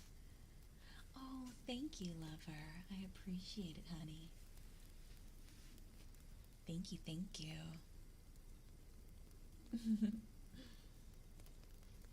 Okay, let's go to the next one. Also, I'm turning off submissions now. So if you guys got to sneak in some last-minute submissions, thank you for them. Okay, this is from Greebold Cube. And then he said here that this was a story that he actually experienced for himself. So, also, if you guys haven't, please consider liking the stream. It helps me out a ton.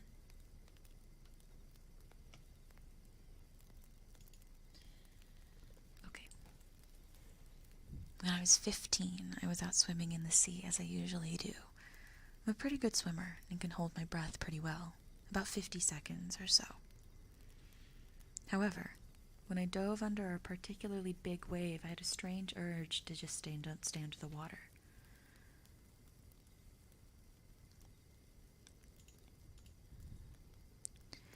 It was eerily peaceful, more peaceful than a typical wave or dive into the ocean.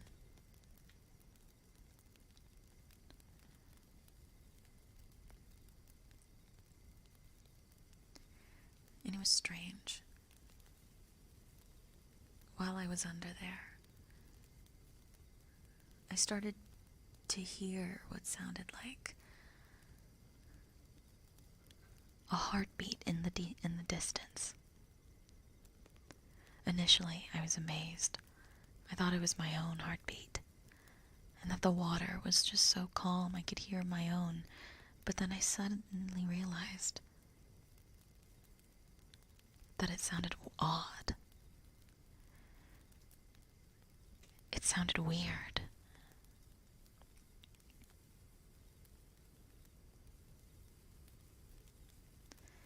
And the sound came slightly to my left, just out of reach. So of course, I turned to face where the sound was coming from, but there was nothing. Instead, it sounded like it was just out in front of me, but now fainter. The sound was low and quiet, different from when I first initially heard it. I was drawn to it, intrigued, so I swam closer. Thump. And I had gotten so close that it went from quiet and erratic to louder and rhythmic. Thump, thump, thump. felt as if I had only been under the water for 20 seconds. I know I still had plenty of air. Thump, thump, thump. I decided to play it safe and surface for a second. But thump, thump, thump. I suddenly couldn't swim. I felt like I couldn't move. There was a stronger current, and I felt like I was running out of time. And the thumping could get louder. The sound kept getting louder and louder. And I swam and kept on swimming.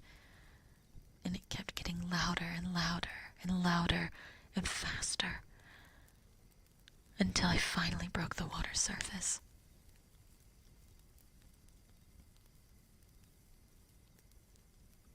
It was then I saw that I had swum out almost 200 meters from the shore. I had a moment of panic, and I thought that I was stranded, but luckily the tide and wind carried me back to shore. But I still felt that call from the sea in my head. I could feel it in my body, even when I could no longer hear it. Terrified, I began to walk home.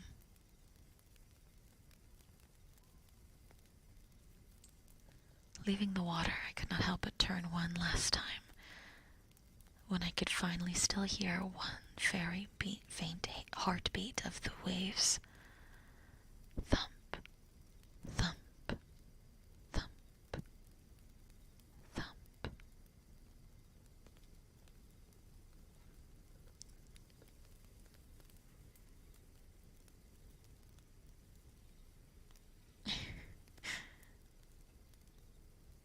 That one, I would say that one was fun, but that was a real story from one of our community members. I want to be like, oh, that's a really good story, but then at the same time I have to remember that that happened to somebody.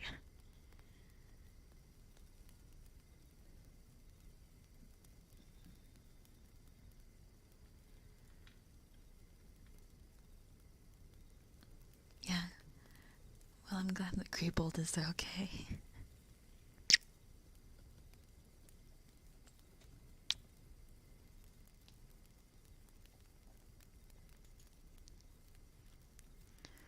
I didn't wet my bed. What are you talking about? What? Oh, this is from Doge. Doge said it's a retelling of my uncle's story. Maybe they're lying. I wouldn't believe that someone would be lying about that kind of thing.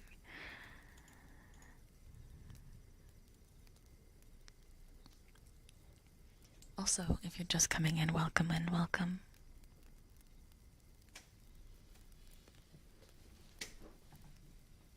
Are you guys ready for the next story?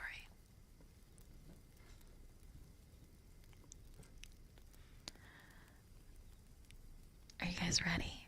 Spam purple and orange hearts for me. Come on, darlings. Will you spam those hearts for me? Will you show me that you love me? Also, Wall, I didn't get to say it earlier, but thank you for that super chat. I really appreciate it, honey.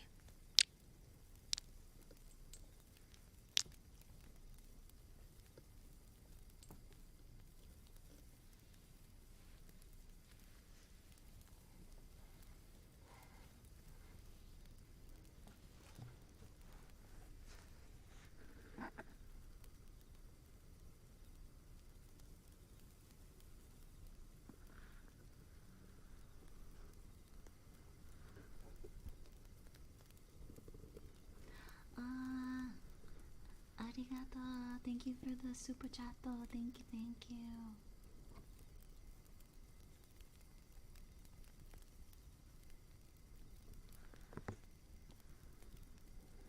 Thank you for the super chat though. Thank you, thank you.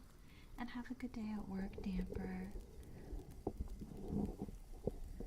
I will be holding your hand in spirit.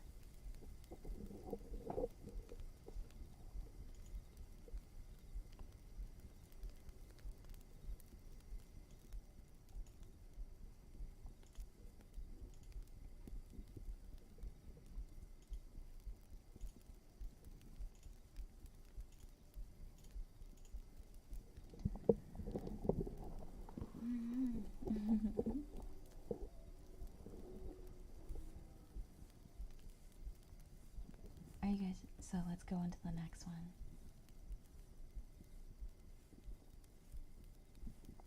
Can you guys hear me okay still?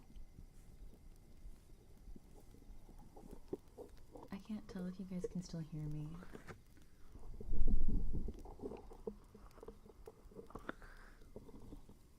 You can? Okay.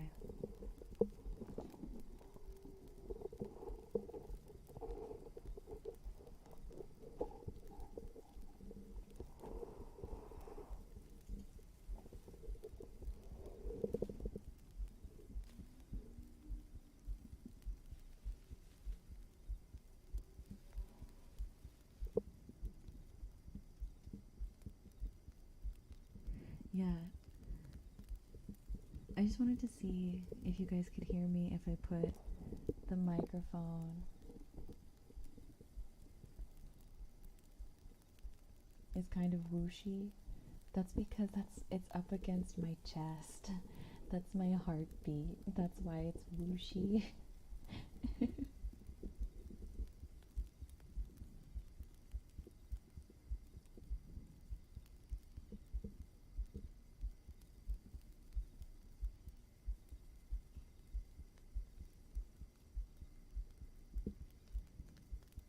I feel like my heart is beating really fast. Is it just me, or is my heartbeat going really fast?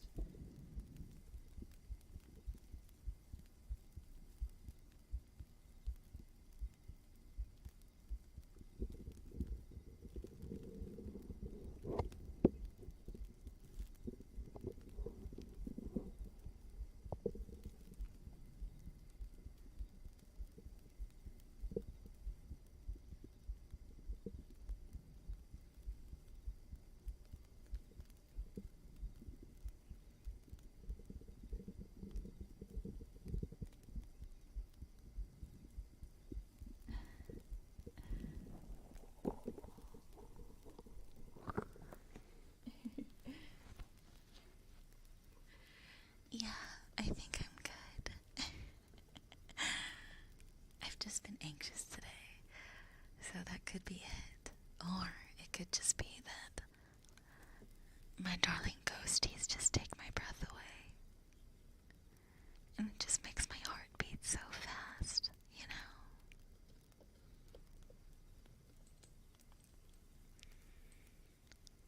So it could be that.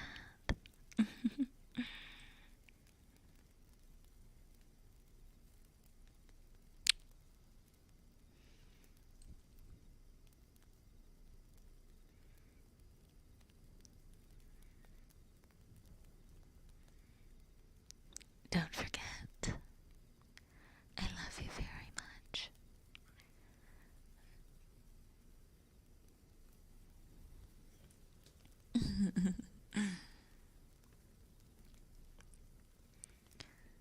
Here, for the next one, I will move you guys a little closer to me.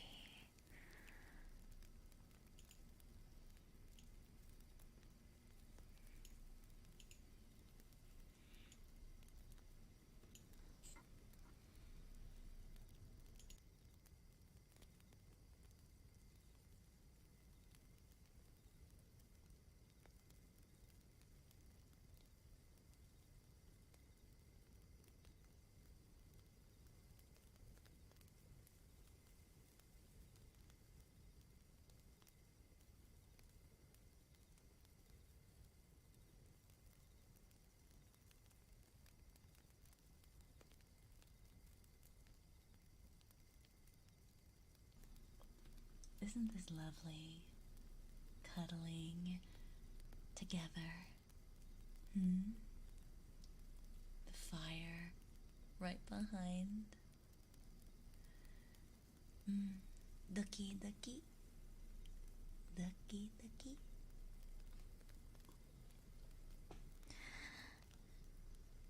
Aishiteru, minna.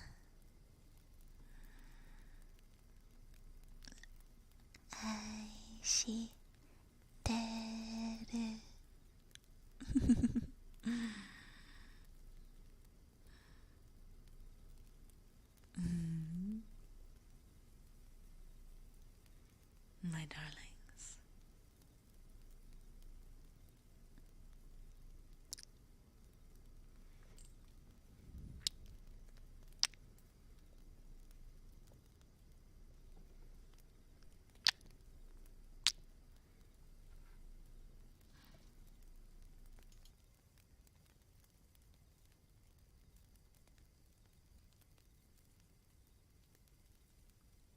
let me read the next one before I get too carried away covering you all in kisses.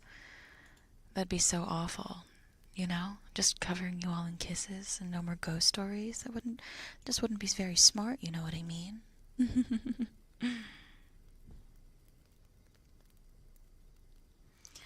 I read a little bit of Japanese, but the problem is, even though I'm reading it, I don't know what I'm reading half the time. Just like certain things I do. That's all. I know, who would want more kisses? That'd be so awful to just get so off topic.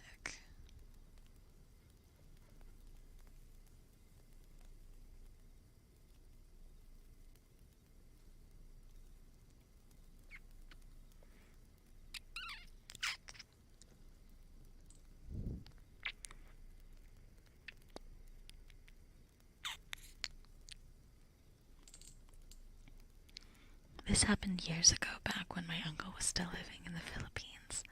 For a little background, he used to work in a call center for tech support, picking up the phone and helping out people overseas with their tech-related needs.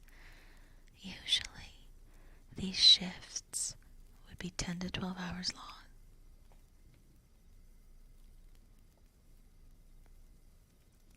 Not back-breaking work per se, but enough to make the mind go numb. Despite all this, he swears this next part was no delusion. His apartment was only a 10-15 minute ride on a jeepney, which, for those of you who are not familiar, a jeepney is a minibus utility vehicle, public utility vehicle. I think they're really cool. Anyway, it was a 10-15 minute ride on jeepney to the call center. Even with the hustle and bustle of Manila, the commute came and went in a flash, except for this one particular night. After getting off work around 9 p.m., he hopped on the jeepney for his usual ride back. Even though he was in front of a computer all day, he was face deep in his smartphone, and the moment he sat down, with the only thing to break the spell was the sudden stop of the vehicle and the lights shutting off. Snapping his head up, he noticed something very peculiar. The driver was suddenly gone. Usually a cause for alarm, he got out of his seat to see if there was an engine or a battery issue. Yet he found no trace of the driver anywhere around the jeepney. Even stranger, he noticed there wasn't anyone to be found in the area, in the middle of a busy street of Manila. The street carts, storefronts, the alleys, and all the usual places that would be flooding with human activity were vacant. Yet, despite these circumstances, the sounds of the cities didn't stop. The footsteps, the conversations, the rumbling of the trucks and motorcycles, and music blaring from karaoke speakers all continued with no delay.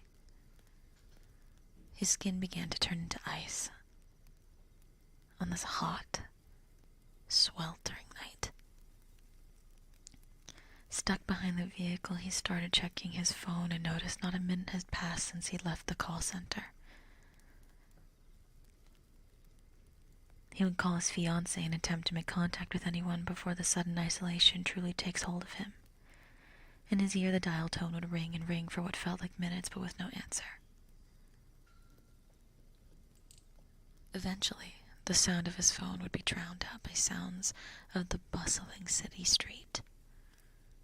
This impossible contradiction would eat at him. Hearing the voices and the life of Manila while there wasn't a soul in sight began to deafen him. Louder and louder, the city grew as if he were in the heart of a raging crowd himself. Yet the only thing he could feel was the sound waves crushing his body. He wanted to cover his ears, but the cacophony that seemingly played in a scripted loop began to vibrate inside of him. Then as soon as the nightmare started, it ended, with the roaring sound of the jeepney behind him suddenly snapping the noise that was devouring him just moments before, the lights of the vehicle flashing on and blinding him just for a moment. In an instant, the city and its people were back to normal, A yell from the jeepney driver beckoning him to get back on the bike broke him. It broke him from his shock, and he continued on his way back home, in silence. He was welcomed to the apartment with a slap in the face from fiancée. Apparently, his 15-minute commute back home took longer than he thought.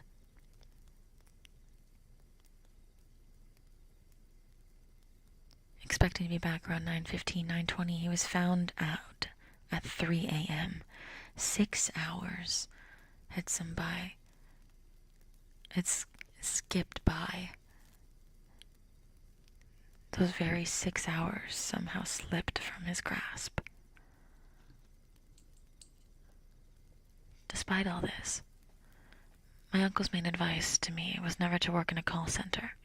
The real nightmare is spending hours troubleshooting for old people that can figure out how to use a computer. It's actually kind of creepy. To go missing suddenly for 6 hours, that's kind of scary. I would also be scared. You know what I mean? Hi, Nezuki. Oh, hi, Offie. I'm doing an ASMR reading of different ghost stories that people have submitted.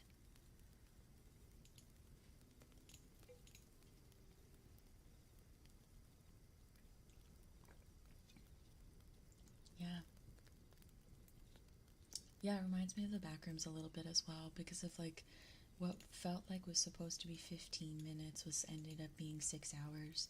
It's kind of scary.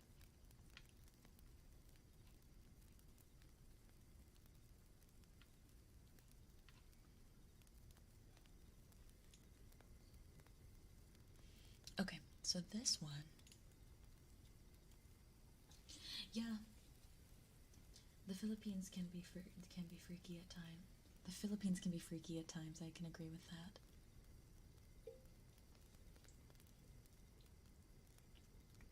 Okay, so this one was submitted by Shelby. I think he wrote it himself. So, let's get into it. You're dying of hunger? Yeah, Radius, literally. That's literally it. Except, I've been super into Frostpunk lately. Frostpunk and City Skylines. Before you know it, it had been like 8 hours, and I'm like, oh shoot, I need to eat. I need to, like, go do things and, like, go work and stuff. That's insane.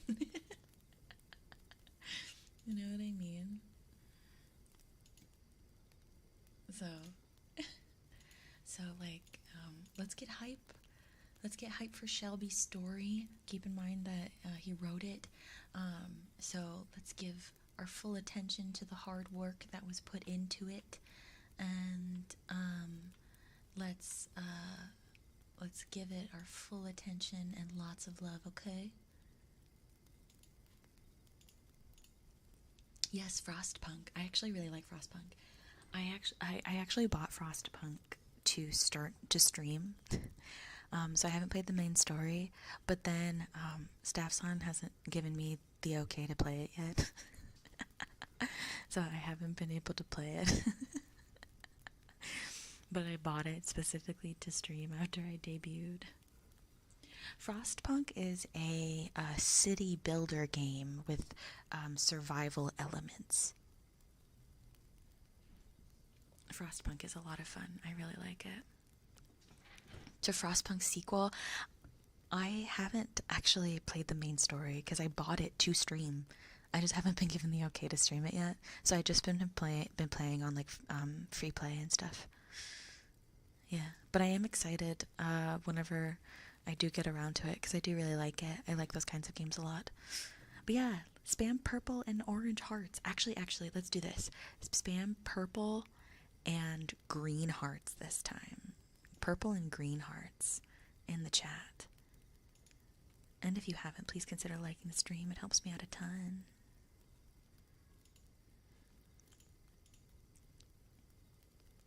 Purple and green hearts. Change it up a little bit.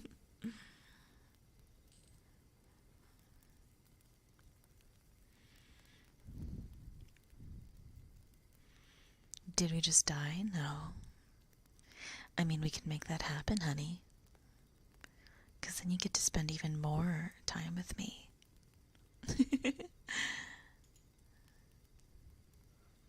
Oh, geez. I see what happened. Hold on a second. Oop.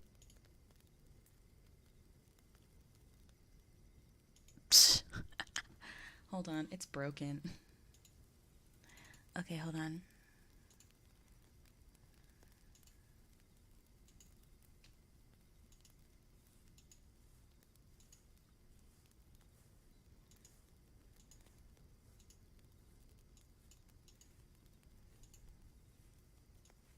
Bum-be-dum-bum.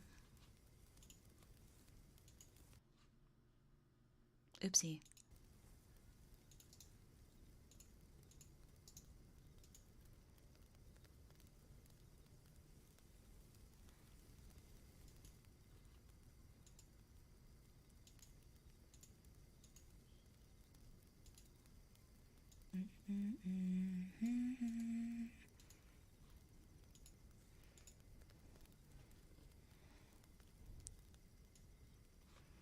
Don't worry. Don't worry. I'm right here. I'm right here to tell you that I love you very much. Okay, let me do that.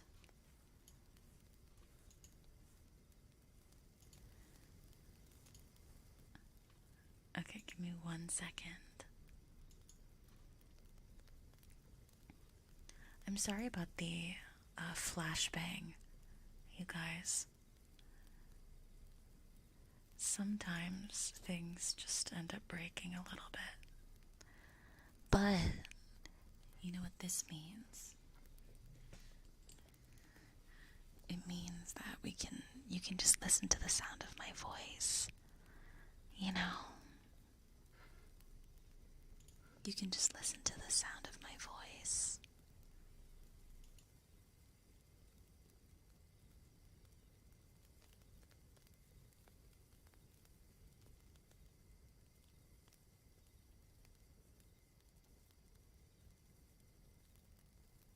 Unless you think that's an issue.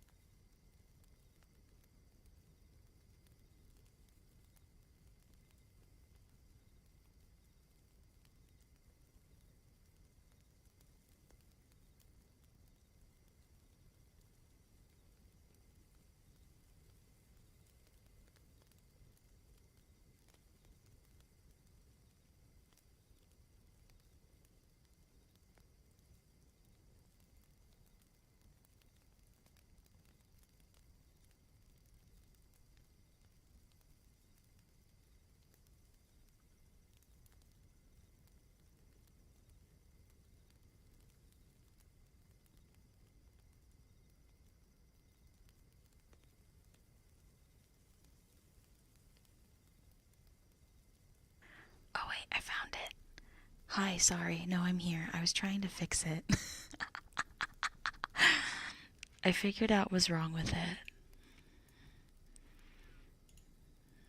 I figured out what happened. Don't worry, I'm still here.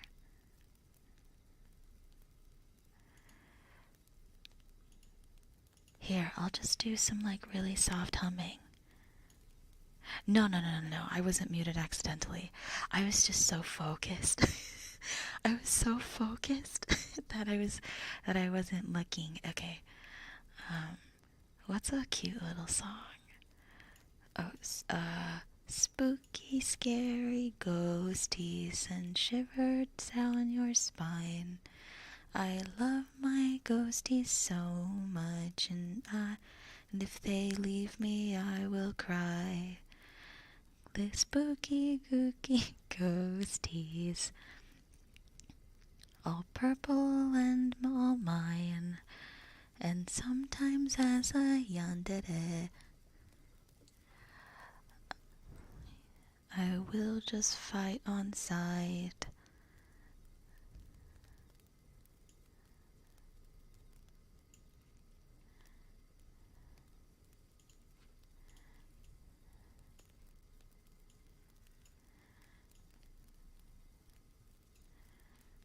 Okay, I think it's fixed. I think. Oh no, wait, there we go. I fixed it.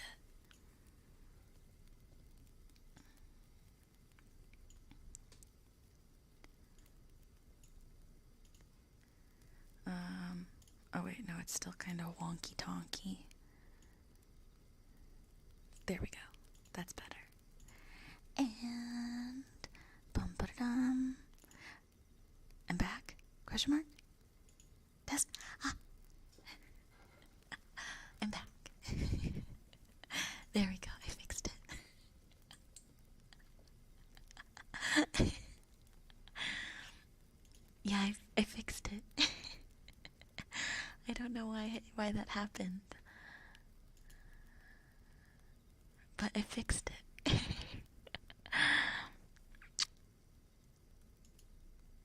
You missed me. You missed my beautiful face. You're just saying that because you want me to kiss you.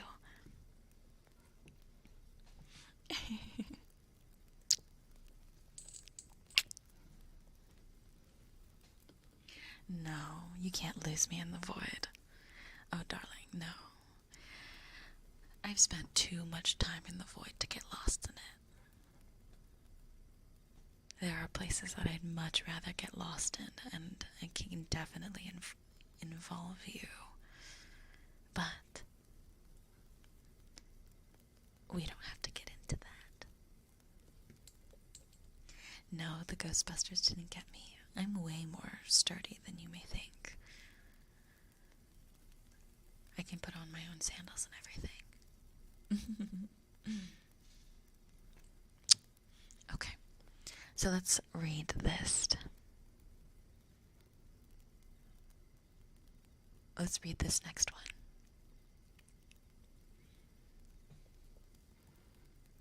Okay.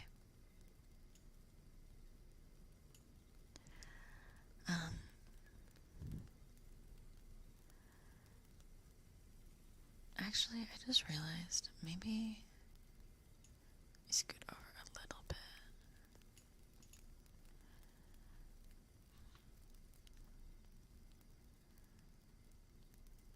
Because I feel like it got darker, but it's fine. I'm trying to figure out where to put my body. Where do I put my body? Where do I put my body so you guys can see the beautiful fire? It's fine. Okay. Long ago, in a small village, me and my family lived peacefully together. My dad's a workaholic, so you could say he's a bit strict sometimes, but he's a kind, loving father most of the time. My mother is a housewife. She likes to clean the house, make sure everything is neat and tidy. She would always scold me and my brother whenever we came back home all muddied up after playing around. Lastly, as I said, I have a brother. He's my older brother. And he was also a really kind and loving person. He would always help people whenever he would go outside, and he would also tend to hang out with me and teach me how to do things properly. Now, the real story starts here. One night, I was coming home late from practice. I noticed the village was unusually dark and quiet, and I was looking around, and I saw just corpses, just lying around in front of the houses. And by the time I realized that something was terribly wrong, I quickly ran towards my house, worrying my parents. I opened the door to the front of my house.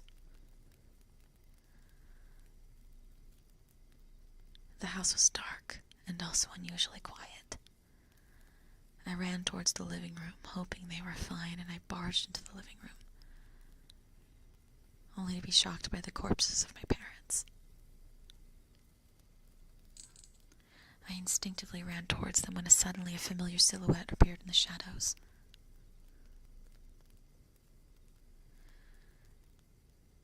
I instinctively ran towards them when suddenly a familiar silhouette appeared. It was my brother. I was surprised and confused. He seemed very different than how I usually knew him.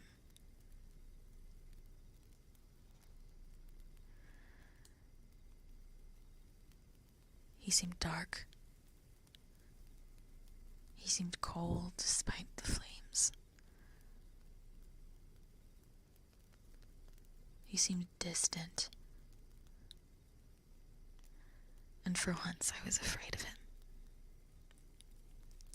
I started to ask him questions when suddenly he showed me a vision of him murdering our entire village.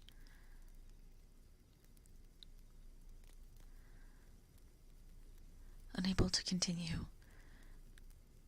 I fell to my knees, angry. I screamed, unbelieving that he was the reason that our perfect life went to ruin.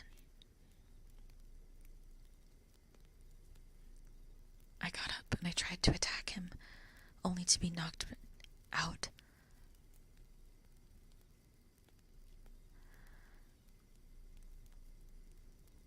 When I fell to the ground, I could see my father's pale and unlively face, and I stood up, looking at my brother in the face.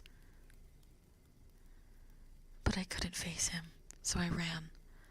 Scared of being harmed by my own brother, I kept running and running, hoping I would get further away from him.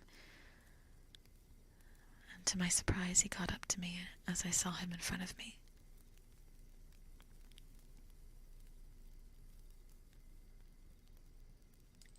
And now, chat, this is part of the story. There are 2 endings for you to pick. Now I need to know.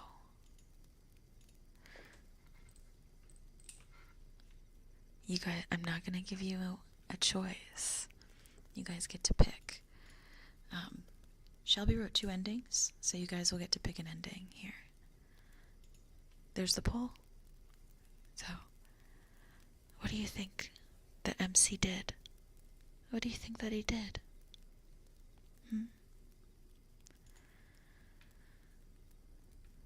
And the thing is, based on the number, you don't get to know which one is the good ending or the bad ending.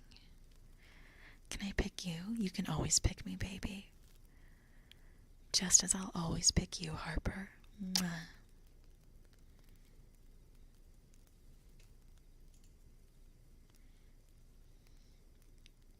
So choose wisely. You'd hate to get the bad ending, wouldn't you? Unless you want that. Then I guess the MC doesn't mind.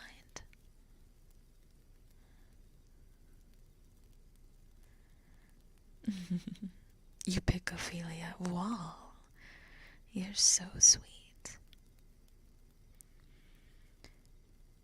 Okay, when it hits 50 votes, I will end the poll.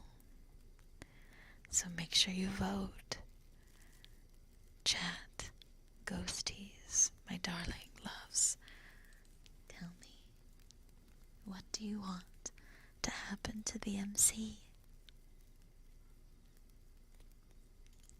No, my mouth isn't moving on the screen because, well, that means because while I'm doing ASMR, you get to pick either seeing me or you get to listen to me.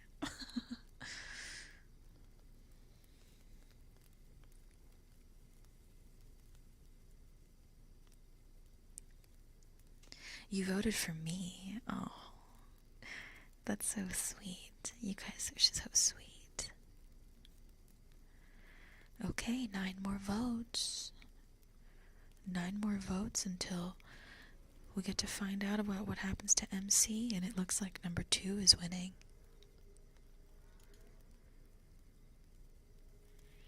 What do you think is gonna happen?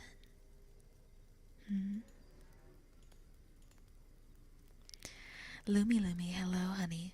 How are you? Welcome in. You voted multiple times for me. That's so kind. Of course, that's okay.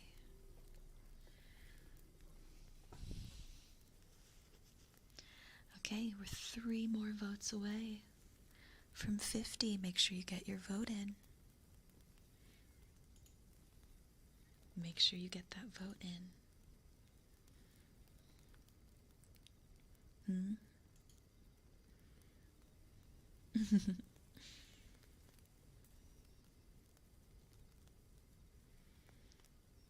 It seems like ending number 2 is gonna win.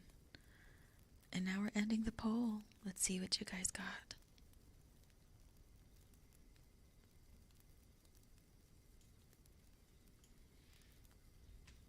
We're ending the poll. You guys picked number 2. Not knowing what to do, I just stared back at him. He was in front of me and he wasn't the brother I knew.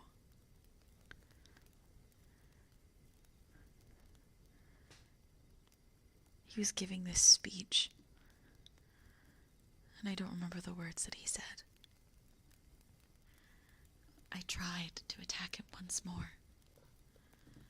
I grabbed a sword that was stabbed in one of the corpses of my fellow villagers.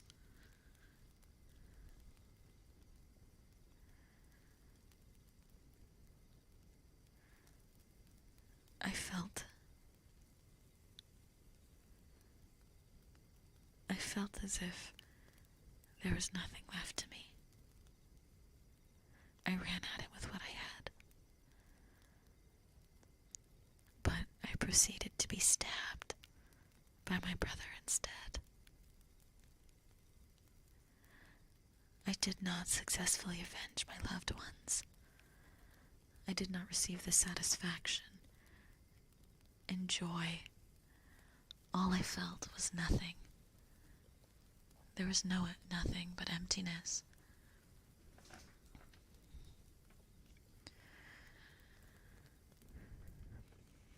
I gathered all the courage I could to look at my brother one last time. And it was in that moment that I realized that I was stabbed by one of the most lovely people.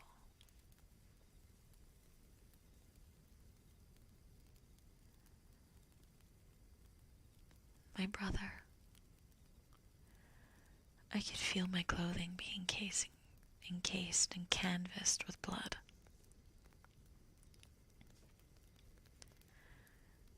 Suddenly, sirens could be heard faintly from afar. It was time to go. I gave my final prayer and walked towards the sirens.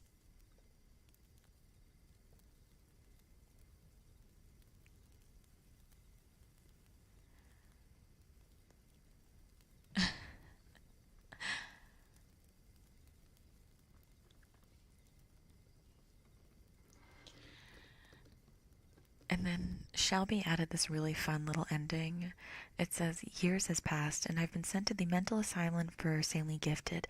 I'm still strapped with a good old straitjacket, and I can confidently say that I'm glad that I've been here, away from the innocent bystanders who would be endangered from my murderous intent.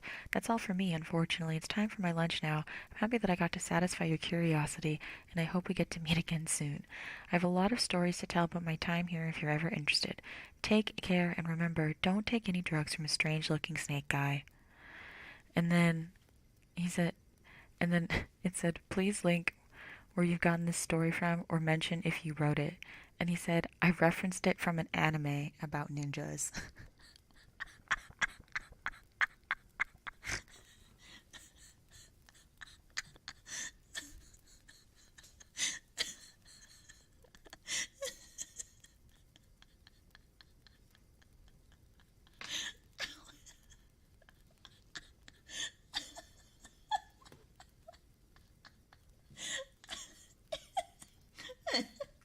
Sorry.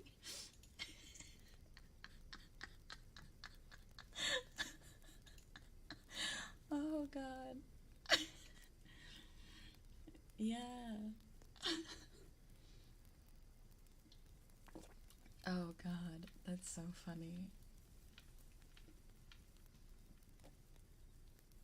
That was so funny.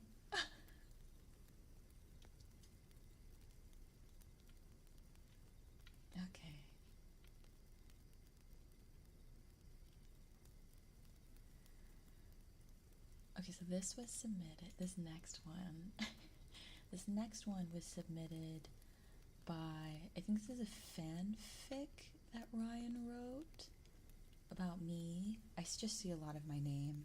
I actually haven't read this yet. So, are you guys ready? You guys ready to read some fanfics about me?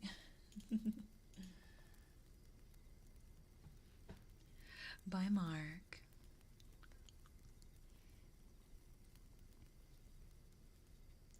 You guys ready? Let me see purple and green hearts. Let me see it.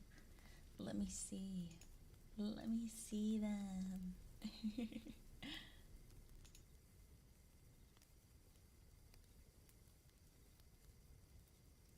Good luck with your homework, hon.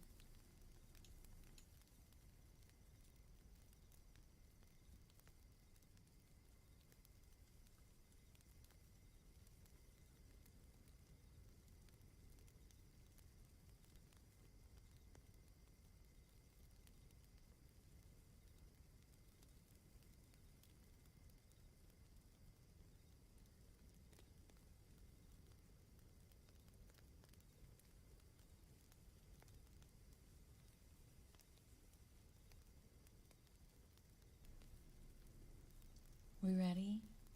We ready? Yeah, we're ready. You're ready? Let me see those purple and green hearts. Let me see them. Let me see them. I haven't seen Chainsaw Man anime yet. I haven't seen it. And it's not a ghost story, so I wasn't prepared for it today. Unfortunately, I apologize. Okay. So this is by Ryan. He wrote it himself. Ryan H, rather. It's 2022, and my favorite VTuber, Ophelia Midnight, has just released an unarchived karaoke stream. I wasn't able to watch it live, but I knew she left a link to the VOD somewhere on her channel. And I knew that VOD would be up for only a couple of days, so I wanted to download it and have it on my PC. But as I was scrolling through her community tab link, I noticed a message from Ophi that I'd never seen before. The text read, the text read, "Would you like to join me in the basement forever?" With a picture of Ophi smiling alongside it and a link. But I could tell something was wrong with the picture and the link. Ophi's face was warped and her smile was stretched. I was a bit unsure about clicking the link at first, but as a ghostie, I knew I'd want to join Ophi in the basement forever. So, I clicked on the link. And how foolish that was. The link opened to a website displaying Ophi's warped face as its background wallpaper, with one image on its screen. It was a thumbnail for Ophi's unarchived karaoke, with different quality settings for the MP4 download beside it. The small amount of fear was washed away when the ocean of happiness, knowing that I could still download her karaoke.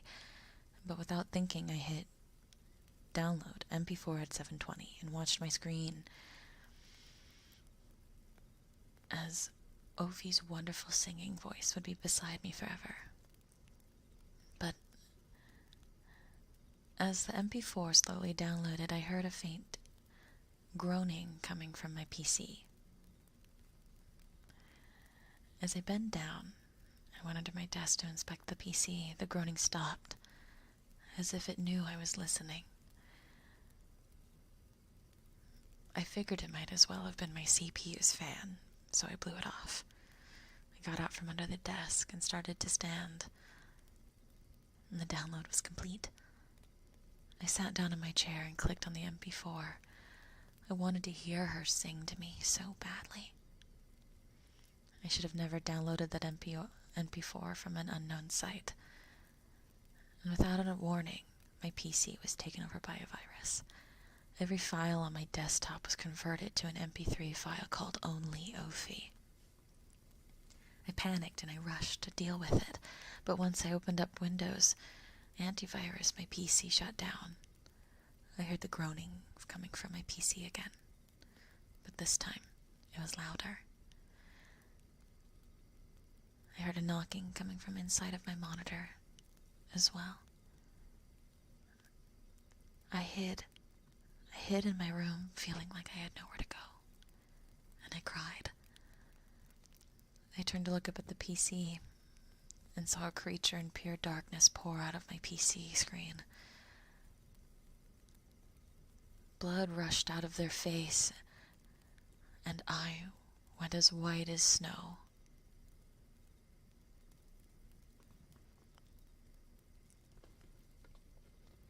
The dark figure walked up to me, blood pouring, and whispered in my ears, "Now you'll be with me forever."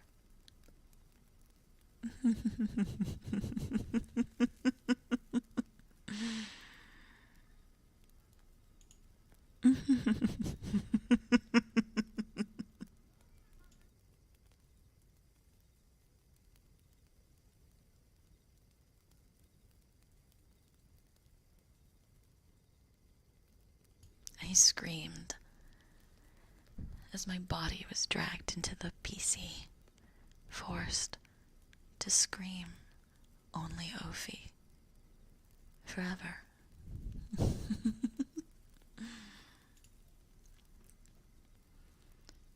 And I was never to be seen again.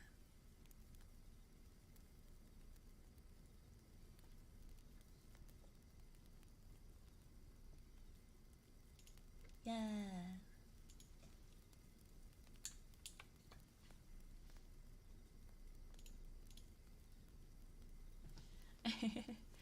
Is Alt Ophi an SCP? Am I a registered SCP? Wouldn't that be funny if I was a registered SCP? Or Alt Ophi was a registered SCP? I wonder how that would work.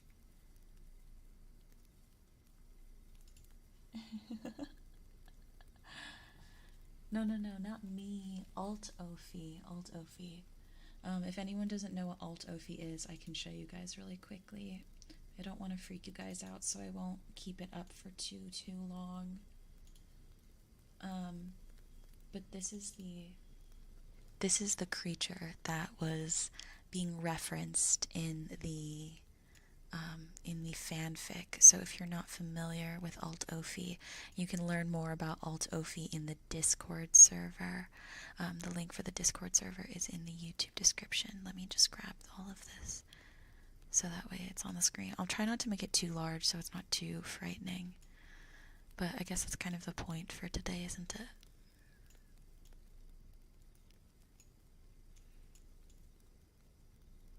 Okay, here is the SCP.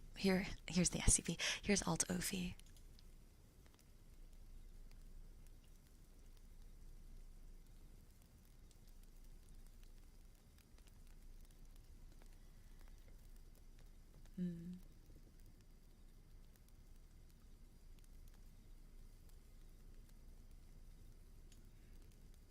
I don't have a still image, so you'd have to look for it. But there you go. That's Alt Ophi. People have been having fun with Alt Ophi, so if you want to learn more about it, I guess you can join the Discord server. Ryan said, "I wrote this on the spot on Saturday morning in 30 minutes. Had to set off, enjoy the story. Syria." Yeah, if you guys see Ryan H ever in the chat, make sure you give them a good job on their story. Oh, this next one was by Highway. And it says, "Please link where you've gotten it from." And he said it's his first fanfic. First fanfic, let's go. Yeah, Fifi, it's supposed to be a creepypasta. Because I was talking with one of my mods about how I think some creepypastas are really cool. And so they made that. They made Ophi, like me. And then I made the GIF, so like the glitchy part I added, and then a lot of the noise effects as well. So yeah. So everybody, are you guys excited to hear Highway's story? Are you guys excited? Are you guys ready to get some hype in for Highway? Let me see some hype in the chat. Let's support our fellow ghosties. Let me see them hearts. Let me see the hearts in chat. Let me see them. Let me see them.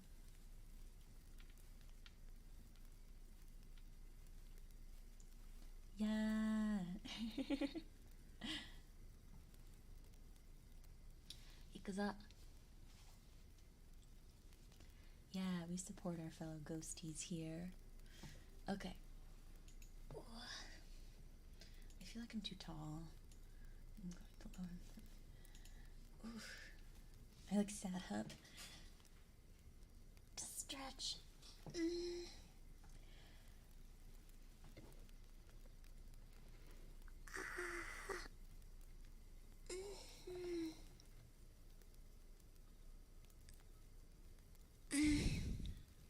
Okay. I needed to stretch.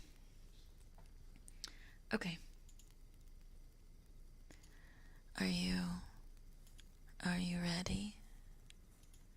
Are you ready? Let's go. Let me open this really quickly. Okay.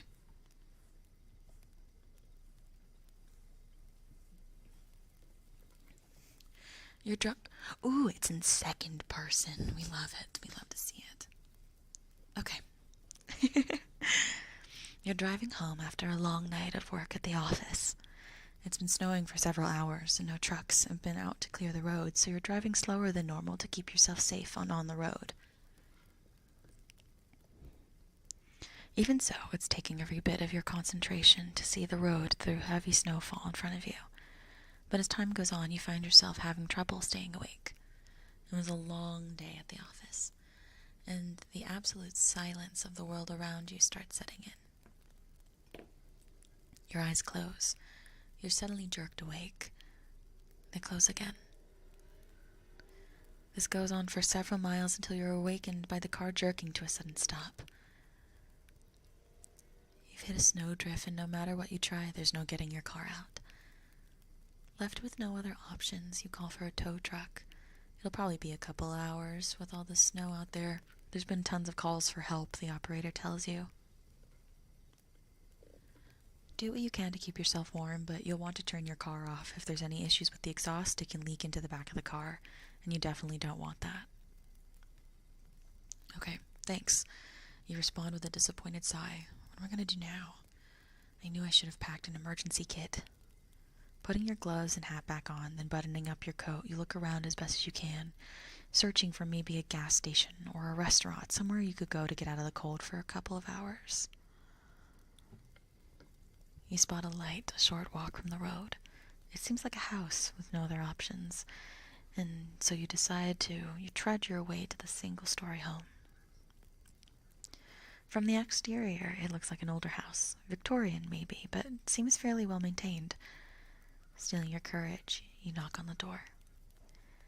A few moments later, you're greeted by an astonishingly beautiful young woman with purple hair tied into a side ponytail, a small hat, and a gorgeous Lolita dress. Her eyes and her lips seem to draw you in, and with a smile, she asks, "How may I help you? I don't usually get solicitors on a night like this."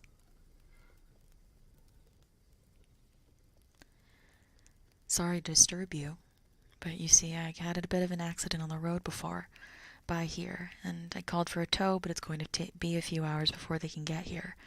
Could I trouble you by staying inside for a bit, just until they arrive? I promise I won't be a bother. Oh, of course. Come inside. You must be freezing, dear. She invites you in and closes the door behind you, showing you around the house briefly before guiding you to the restroom. Go ahead and clean yourself up. I'll put on some tea and we can talk in the living room until your tow arrives.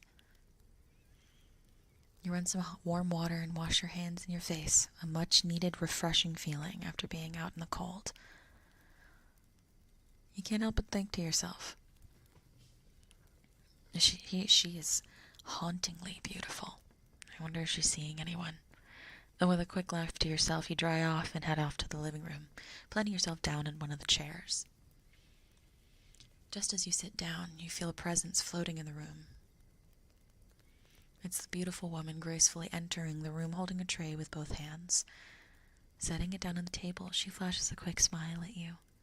I hope you like chai tea. I have some milk as well if you'd like some, and as a snack, just have some cheesecake. If I knew I was going to have company, I might have gotten some chocolate, and I know most people like it, but I'm not a fan of it myself, really. Oh, that's more than generous enough. Thank you so much. Sorry for the sudden intrusion, but that snow really is coming down. I was just trying to get home, but I guess fate had other plans. You mutter with a bit of a self-deprecating laugh. Don't worry yourself, hun. Things like this happen for a reason. She responds while pouring a cup of tea, then setting it in front of you. You pick it up and gently take a sip. That's splendid. I've never really liked tea, but this is great. With a soft giggle and a smile, she responds with a nod of appreciation. I happen to be a bit of a tea connoisseur, so I have an idea of what people will like. I mean, it shows. You absolutely nailed it for me. Oh, where are my nanners? I haven't even introduced myself. So you offer her your name and your hand. And you are Miss Midnight. Ophelia Midnight. You can call me Ophi, if you'd like. And I'm very pleased to meet you. She responds with a smile, grasping your hand in a gentle shake. After letting go, she turns her attention back to the table. She picks up the knife from next to the dessert. Something about it seems off to you. It's almost more like a knife a butcher would use, the kind you might see in a cheesy slasher fic. Perhaps sensing a bit of unease from you, Ophi pipes up. Oh, sorry about the knife. I know it's not really something you'd usually cut a cheesecake with, but I haven't had any chances really to wash my dishes, so this is really all I have. But rest assured, I don't use it on people.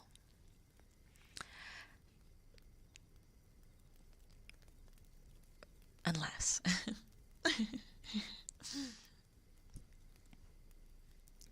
Your back instinctively straightens up as fear races through you. She carefully studies your reaction for a moment, not letting her sinister look lapse until a moment later, she suddenly starts boisterously laughing. Oh, sorry. I didn't mean to scare you. I just have a bit of a dark sense of humor. That's all. Don't worry. You're fine, darling. She then deftly slices into the dessert, pulling out a slice and placing it on a serving plate before sliding it over to you. She is really good with a knife, you think to yourself. Swallowing a bit, you reach out and take the hasty-looking cheesecake and take a bit. Suddenly, your feelings of concern start to melt away. This is really good, too. I'm glad to hear it, darling. So go ahead, enjoy your little snack and relax for a bit. You're safe and warm now. The cold can't get you in here, she says to you in a reassuring tone. Time seems to vanish as you finish your tea and cake, and you spend time just chatting with this gorgeous woman. Despite your night starting off as a disaster, it's turned out pretty nice after all. But in the middle of the conversation, one of the nearby doors starts making noise. Knock, knock, knock, as if someone is on the other side asking to be let out. You look over and inquire, is that something you need to take care of? No, darling. Don't you mind that. That's just the basement. I have, some pets down there. They can get a bit lonely and needy at times. I spoil them far too much, but I love them so much I just can't help it. But I do still need time to myself now and then, so I have to take a break. You must understand. I'm trying to break them of that habit, needing me all the time. But it does take time. She responds to you in a matter-of-fact tone. Shouldn't you let them out? you ask. Oh no. Once they're in the basement, they aren't allowed to leave. But don't be mistaken. They have everything they could ever need and more. Even if they could leave, they wouldn't want to. She responds in a confident tone. What kind of pets is she talking about? You wonder to yourself. Something is telling you that there's more to this woman than she's letting on, but you decide that you need to play it cool, even as your heart starts racing a bit. I'm probably just overthinking this anyway. She's just a normal young woman. She took me in when I was in trouble. I shouldn't be judging her like this, you reason with yourself. Just as you calm down a bit, a loud musical tone rises from your pocket. The sudden noise causes you to nearly jump out of your seat. Ophi just laughs. I think that's your phone, hun. Maybe it's the tow driver? Oh, yeah, you're right. You reach into your pocket as your cheeks become flushed. She was right. It's the tow driver.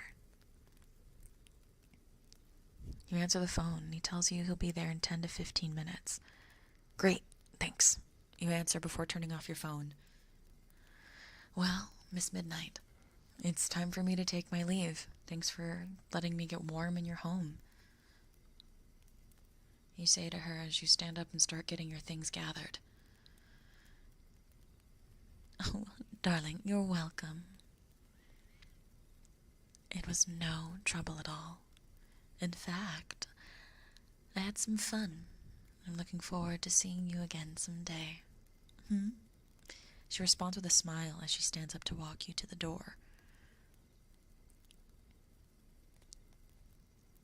Oh, I don't know if I could impose like that.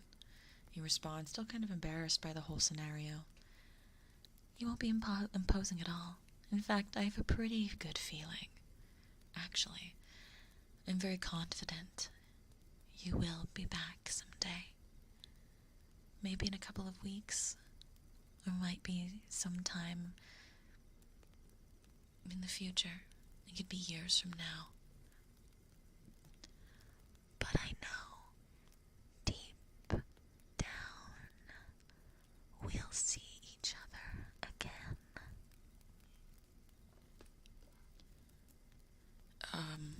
That sounds nice. I hope I'll get to try some of your delicious tea again when that day comes. You answer with some hopefulness in your voice. It's a promise, darling.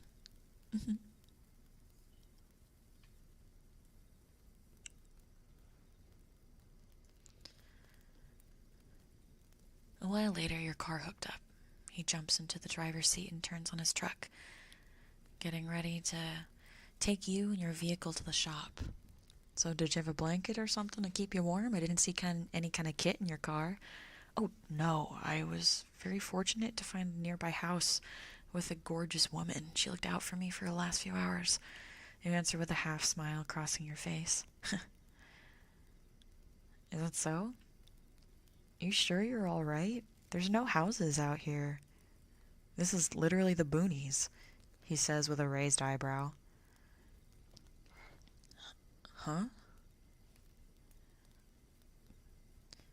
You are completely confused by his response. But it's just right over there.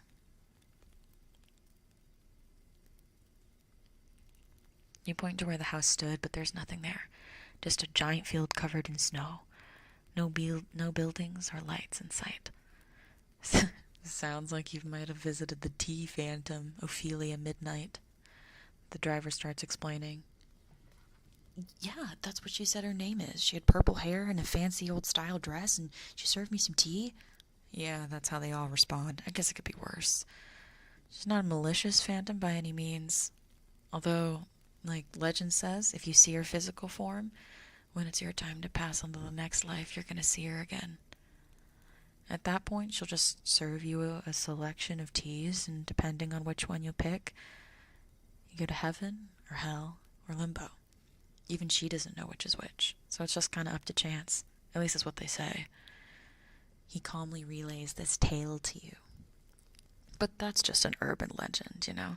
Still wild, though, that your little dream matches up so well. Are you sure you hadn't heard that one before? I know it's pretty popular talk around the area. Um, I, I, I don't think so, but I guess, I don't know, maybe I have heard it before. Even more confused than before, you stare out the window. Was that experience real, or just a delusion? I guess you'll find out when it's your time. You better come back to me, honey.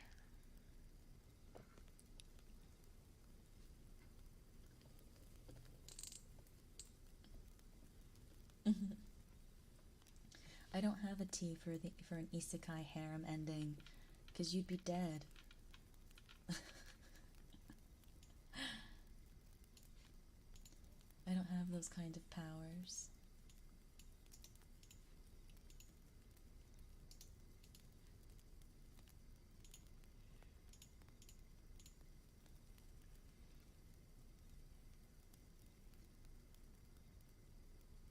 Yeah, you don't need a harem. You have me. Duh.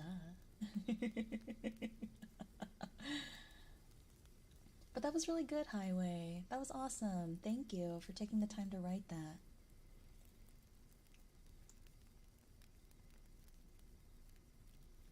Should be added to isekai tea? Well, no. Yeah, only Ophi, only Ophi, only Ophi.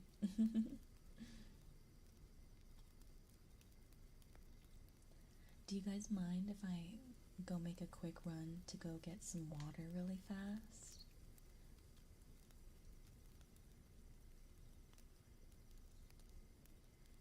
I'll be right back, so don't miss me too much, okay? Okay? Okay.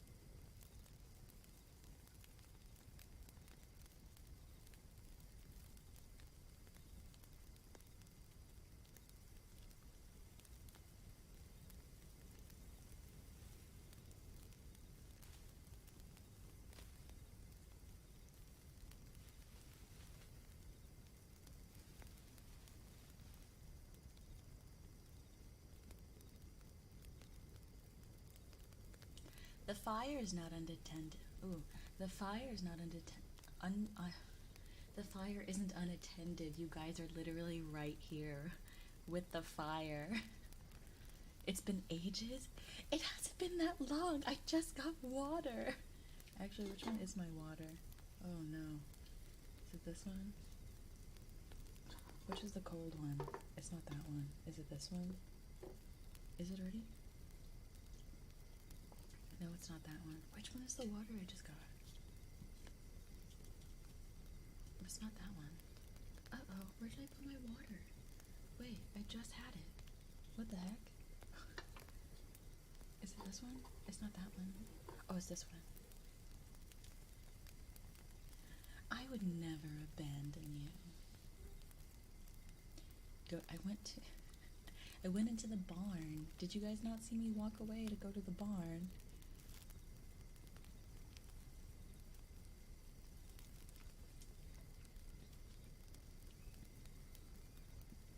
I wasn't sitting on it this time. Did you guys miss me that much? Don't worry, I'm not gonna go anywhere anytime soon again. We have another story submitted by Longbow. This one's really long. So, it's 8 pages long. Holy shit. Okay, so let's go back. We'll get back to this one. Let's do a bunch of let's do like the shorter ones first. Because I want to make sure that we can get through everybody's. Hi, Ace. I cried a little bit. Would a kiss make you feel better? Would a kiss make you all feel better? Is that what you need? Do you need a kiss? Is that what it is, my darlings? Is a campfire ghost story date not enough for you? Do you need more kisses? Is that what you need?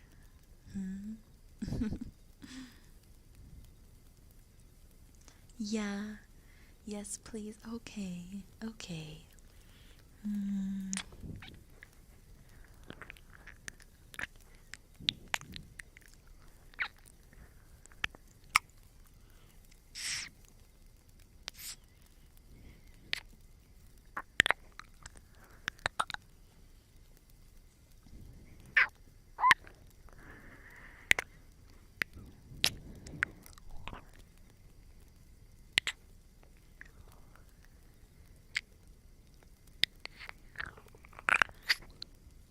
There.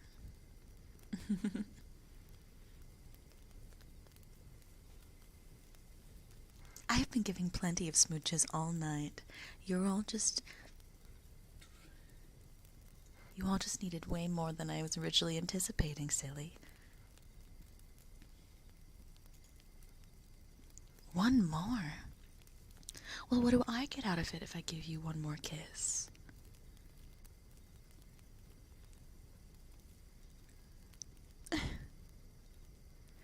But what do I get out of it? Also, I think what I'll do is I'll read all the super chats at the end of the stream.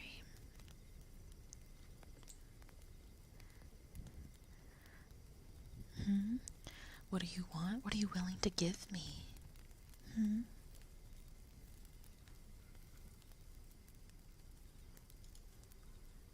What are you willing to give me?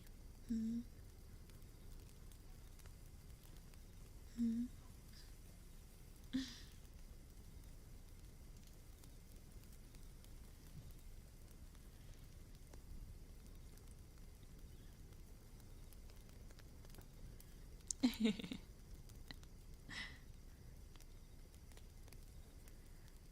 can have my PS5.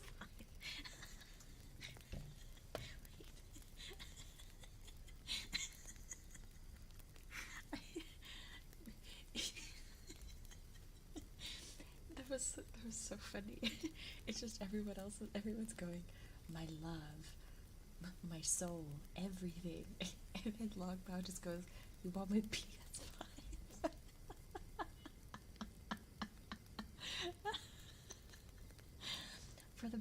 Actually, I would love a burger. That was so good. I would say yes, but I already have a PS5.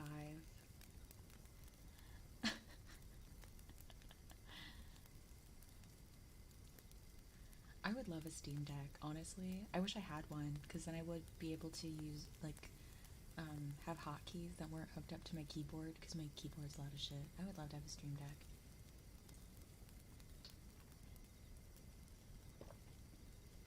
Is there even a PS6? Okay. This next story is by Yukimura. I said it, Yuki. It says, I wrote it, sorry if it's bad, I did this in 2 hours, and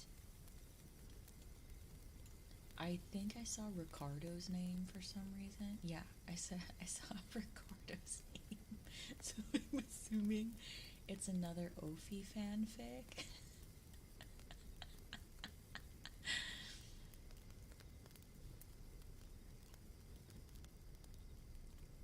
So,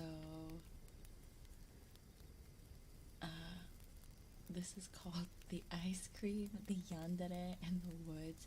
Is this because Yuki's been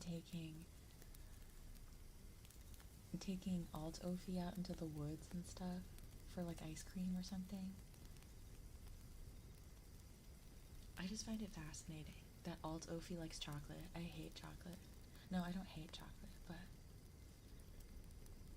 Yuki Yandere no, that's why I said it that way, because it's the funniest thing to see Yuki, because like to be like, Yuki,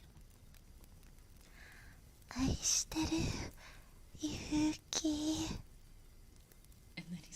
and then Yuki's like, gotta go, gotta blast. I think it's very funny, and very endearing.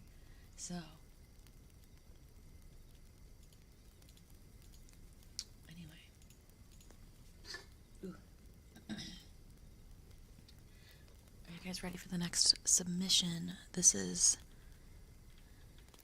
We still have a couple more. Okay. You can just clip it, Brooksy, and send it to him. Just don't tell him what the clip is about. Just be like, here, Ophi wanted to tell you about your fanfic.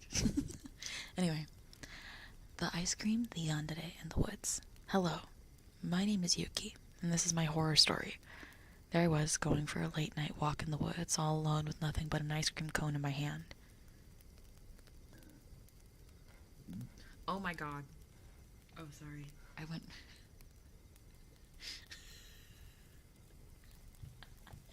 That scared me.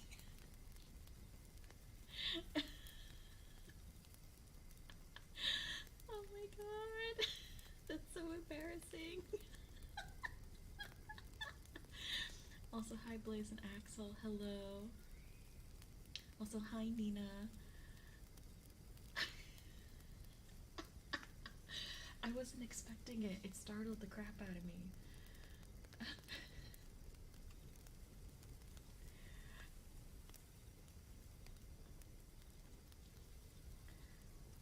If you say ooh, I will send you $2. Like, do you want... Like, do you mean like... Arana? Ooh. Or like, ooh. Or like, what is it? It's not about the ooh or the arara. Sometimes it's the... Like, you know what I mean? It's more like the...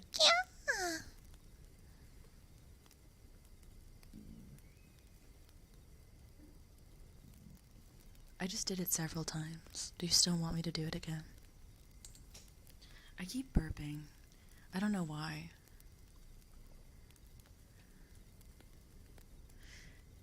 Yeah, I startle myself sometimes with burping. It's about the beds, baby. One more. I can't just burp on command.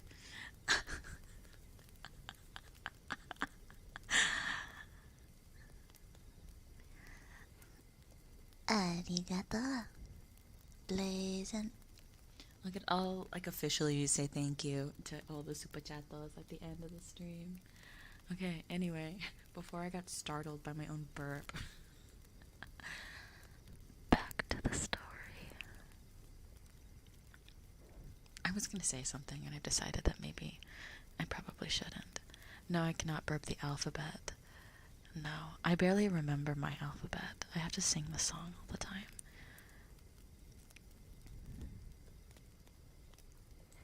Anyway.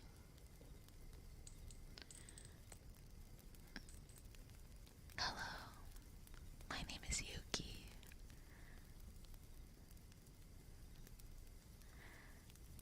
There I was going for a late night walk in the woods. Alone with nothing but an ice cream. Yeah, well, because, okay, look. I can't just say, oh, what if I just gave you guys kisses for the rest of the stream? Because then I would be leaving out all of the people who took the time to submit things for the stream. And that would be very rude of me. And it'd be very rude to you guys. You guys came for ASMR ghost stories. You didn't come for kisses and like a lot of, like, you didn't come for a lot of that, did you? Right? So I should probably keep reading. You know what I mean?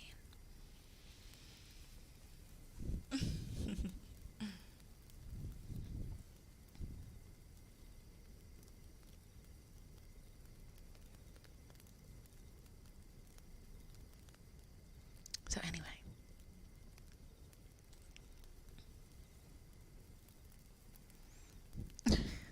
You came for affection. You always have my affection, lazy. Okay, I'm just gonna start it again.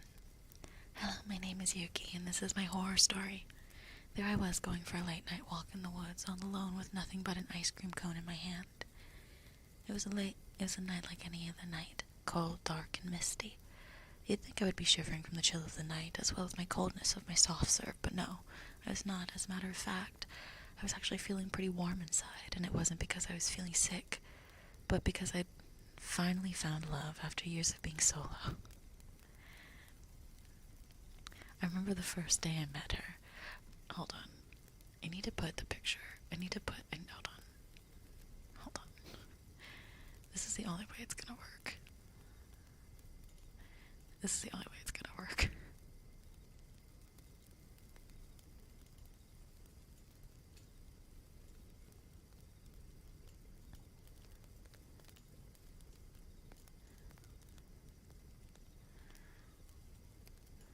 Okay, there.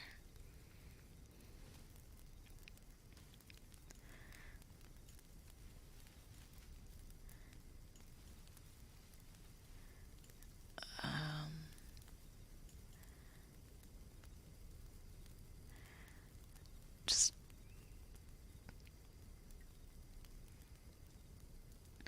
I don't know where to put this. Yuki always has it in the background of the pictures he takes, so I guess I'll put it right there, I guess. Anyway.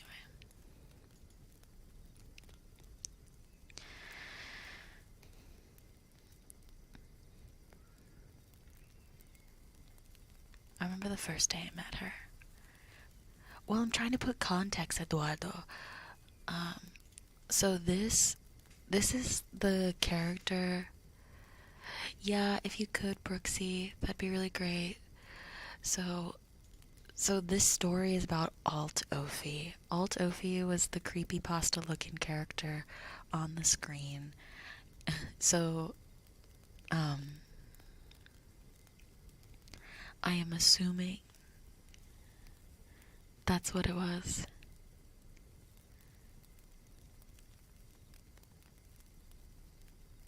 I'm assuming, so let me just grab that for you really quick.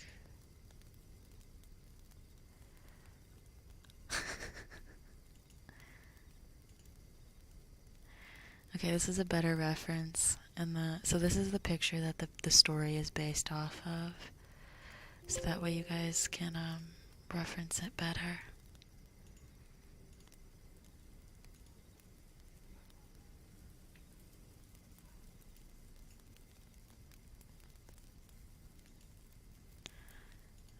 Okay.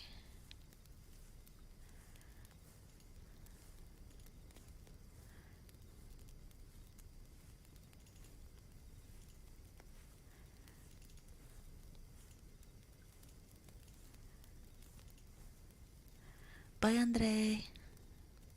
Okay, this is the picture that the story is based off of. Okay.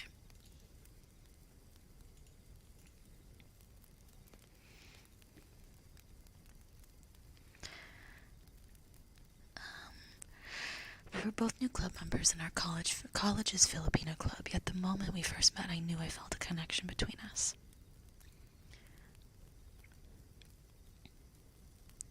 We had a lot in common with each other. We both loved karaoke, we both loved anime, and we both studied Japanese.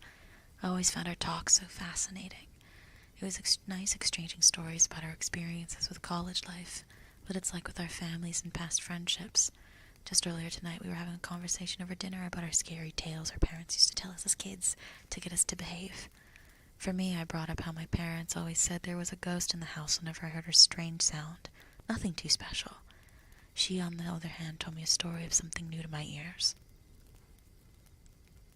Apparently, her grandparents told her of ghosts among the trees of forests and woods. Ironic how I learned about this folklore while living in the woods. She admitted that she was still scared of walking around the trees because of it, and that's when I jokingly said I'd be there to protect her from anything that might come from the trees. She took it as me hitting on her and asked if I would really be there by her side. Hesitantly, I said yes, but after saying that, her face brightened and she gave me a big hug. I blushed, but eventually hugged her in return. It felt nice to be hugged by someone, to feel loved. Yet I couldn't help but feel a shiver down my spine as well, as if someone was watching me. My girlfriend gave me a hug before driving off to her home on campus. And here we are again, me walking alone in the woods, with nothing but an ice cream cone. This was not something I was used to doing, walking by myself when it was cold and dark outside. And yes, I had an ice cream cone each time, but now I had to skip in my step as I started my long walk back home. As I entered the darkest part of the woods, the light of the moon barely piercing through the trees and mist, I started hearing rustling coming from the trees. I thought nothing of it at first, thinking it was just a bird or a squirrel, but as I kept walking, I started hearing more sounds. This time it sounded like there was a woman somewhere. I tried to make out the words I heard, and from what I could hear, she was saying, "How dare you?" and "You're mine, darling." I took another lick of my ice cream as I continued walking, picking up the pace a little. I exited the woods and reached a well-lit bridge. It was still very misty, but on the other side, I could make out the silhouette of someone exiting the trees. Just another student walking about, right? But as I walked across the bridge, the person stopped in front of me. The two of us standing in the center of the bridge. Taking a closer look, I saw that it was a woman with purple hair wearing a purple outfit. And she was, well endowed, but I couldn't really see her face. She wouldn't move out of my way, though, even when I tried to walk around her. I complimented her, saying she had a nice outfit, and asked if she made it herself. No response. I asked if she could please move out of the way. No response. Then I noticed a sharp knife in her hand. She raised it and attempted to stab my chest, but with my free hand I grabbed her wrist, the knife inches from my heart. I squeezed her wrist until she dropped the knife, but then I heard her try to say something. I asked her to repeat it, and I heard her say in a teary voice, "How could you leave me? You were supposed to love me forever." I told her I didn't even know who she was, but she kept saying, "Why don't you love me? Just love me. Just love me. Love me. Love me. Love me. Love me." She kept telling me to love her, and I told her to knock it off. She stopped, but then she slowly raised her head, and that's when I became horrified. Her sclera was completely back, and her pupils tiny and white. and her mouth was as wide as the slit-mouthed woman in urban legends. Once again she said love me, but in a feminine, demonic voice. I wanted to try and punch her, but my body was paralyzed with fear. She asked, "What's wrong, darling?" She tilted her head, smiling as she asked. Then I felt a sharp pain in my stomach. I lifted my shirt to find a large but shallow mark. I took a step back and looked at the woman, but she was holding no knife. I made a run back into the woods, my ice cream cone still in my hand, looking back. It seemed she did not follow me. I thought I was safe. But as I looked ahead, I saw her right in front of my path, so I made a detour off the forest path and into the thick of the trees. Yet no matter where I ran, she always appeared before me, and every turn I made, every hill I climbed, every slope I descended, she was always there. After what felt like hours of running, I stopped out of breath. I checked my phone. The time was 11:59. I could see the terrifying woman closing in on me. I knew it was only a matter of time before my end. So, I sent one last final message to a friend of mine, Ricardo. I told him to know that if I disappeared, let everyone know that I went down swinging. Not knowing that I had accidentally typed licking instead. I sent the message, but when I looked up, the woman was 3 feet in front of me. I dropped my phone. That was it. I took one final lick of my ice cream and charged the woman with my remaining strength, letting out a battle cry. The cry echoed through the forest as my ice cream cone fell to the ground next to my phone, followed by dead silence. A message popped up on my phone. It was from Ricardo. Ricardo had said, "Lol, nice," but there was no one to respond. That would have been a really great story without the comedic bits in it. It was really fun, though.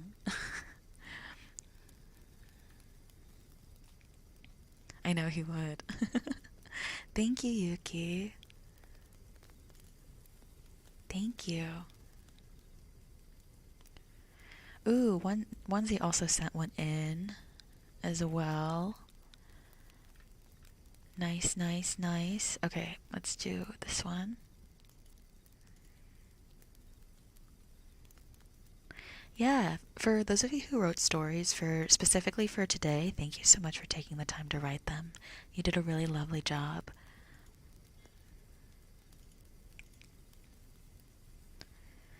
Okay, so this one's onesies. Are you guys ready for a onesie story? Onesie did not write this one, but Onesie did submit it. So yeah. Hi, Lucky Duck. How are you, honey? Yours was, Doge. It was. No, all of the people who submitted their own stories that they wrote themselves has been very lovely.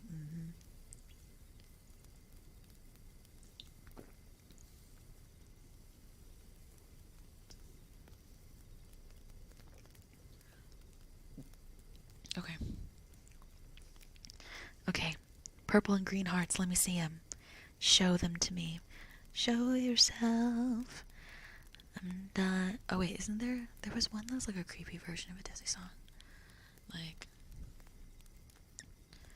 I know you, I walked with you once upon a dream. I know you, the gleam in your eyes is so familiar, a gleam.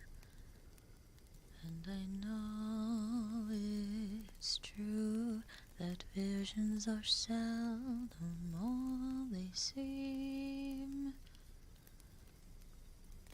But if I know you, I know you do. You'd love me at once, the way you did once upon a dream. In 1998, Joe relocated from California to Georgia to work as a manager at an auto body shop with his cousin. Soon after, Joe's brother followed him to the Peach State and rented a small house built in the late 1800s. It looked nice from the outside. I did not feel good from the inside, Joe said on the podcast.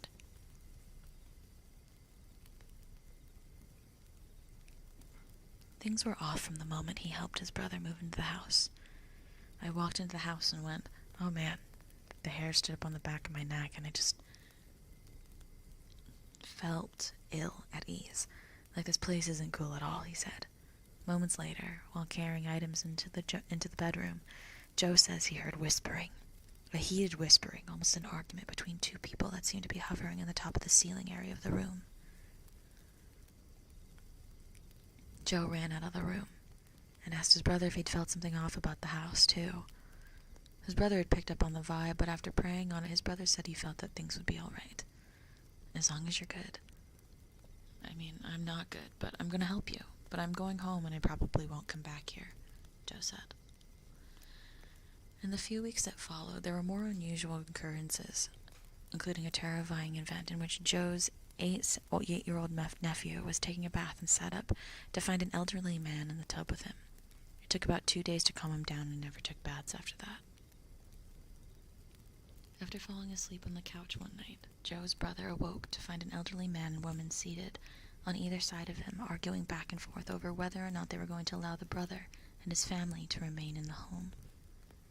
The kicker, however, was when Joe's brother asked to borrow his truck one afternoon, after receiving word that his 4-year-old daughter had been found wandering along a busy road by herself with her hand up in the air.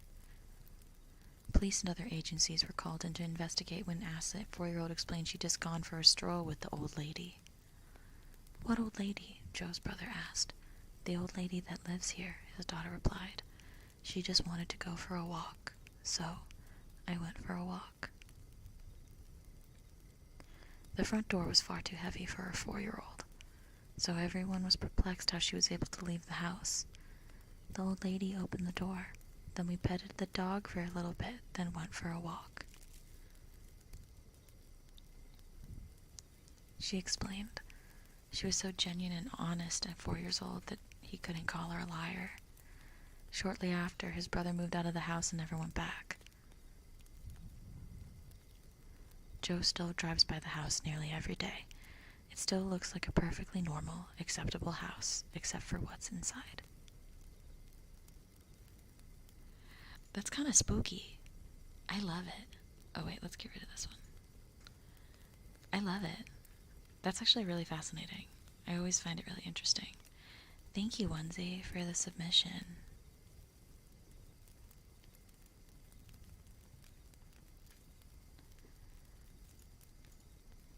Okay, next one. Isn't Yuki in the stream?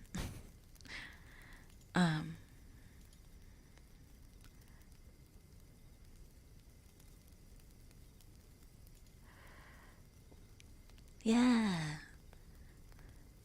Yes, Yuki. Hi, honey. Hi, baby. What is it? I did enjoy your story, Ryan. It was really lovely. No, it was really cool. Thank you for writing about Alt Ophi. We all enjoyed it. Yeah.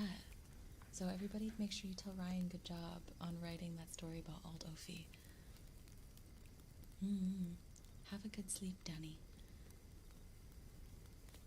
Okay. This one was submitted by Q Ranger. Like onesies, this isn't one that he personally wrote. So, yeah. So make sure, let's all tune in. Glad you find my fear so hilarious. I do, darling. I do. Okay. Years ago, a few friends and I went to hang out in a graveyard. Wait. Oh my god, this is the one that I read at the beginning. Q Ranger. I probably should have looked at it.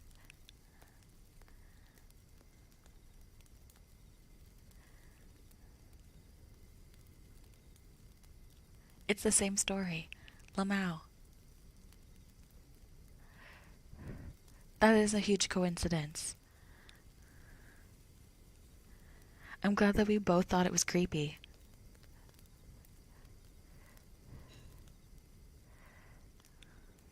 I'm sorry, hon. I didn't realize I already read it. Whoopsie. I probably should have looked at them better. Oh, here's one. It's really short. It's from Anonymous. Here's a story. It says, please credit for the story. Anonymous. The story is, there was a ghost. Her name was Ophi. She was very caring and loving to all her ghosties, and they all lived happily ever after. Ish. That's all I got. And that's the ghost story. I hope you liked it.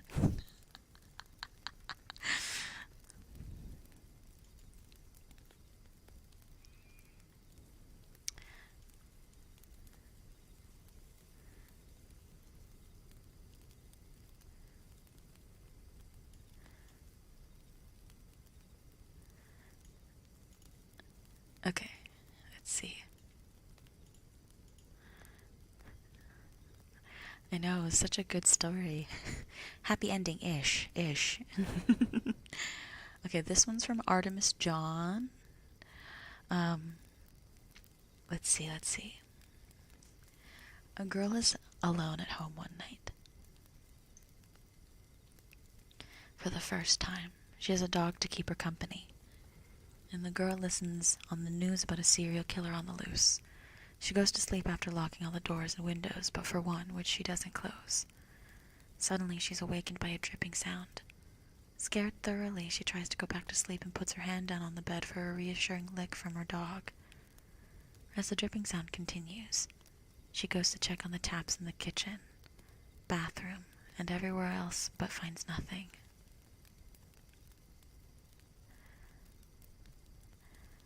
She returns to her bedroom and puts her hand down again for the dog to lick. The dripping sound continues and the girl is too frightened to fall asleep. But as her hand gets licked from under the bed, she slowly falls asleep. In the morning, when she opens the closet, she finds her dog killed and hung upside down. The dripping sound was from the dog's blood. On the closet doors, she sees a message. Humans can lick too.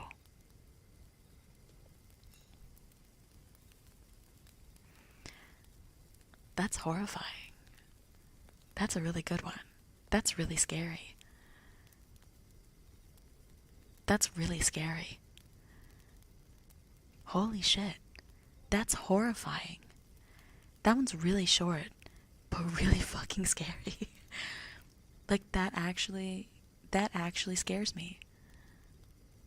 Like, I have nothing to worry about because I'm dead, but that one's actually horrifying. Oh, but also, good night, Artemis. Have a lovely sleep, honey. But also, that is absolutely horrifying. Just fucking humans can lick too. Holy shit. Holy fuck, dude. That's scary.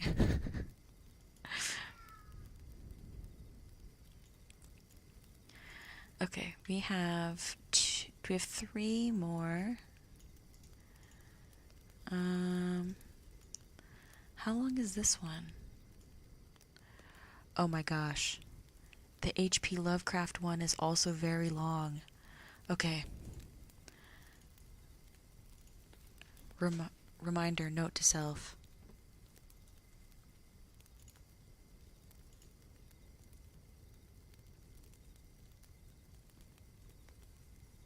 Note to self.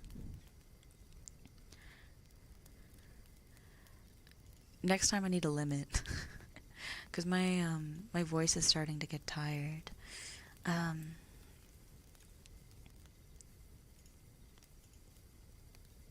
Good night, Artemis, honey. Mwah.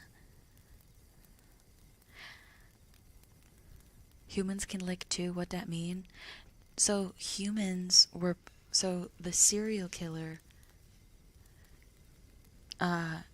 killed the dog and pretended to be the dog and licked the lady's hand. That was the story. So the serial killer was in her house the whole night, and the dripping sound she heard was her dead dog. Like, that's scary. Like, that's what that means.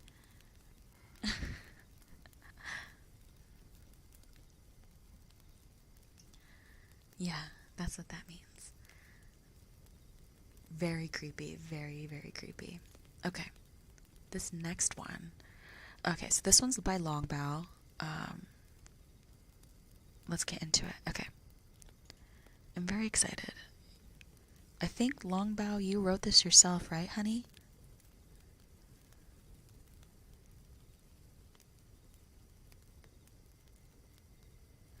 Watch out for the cat's name I wasn't thinking. Oh, thank you.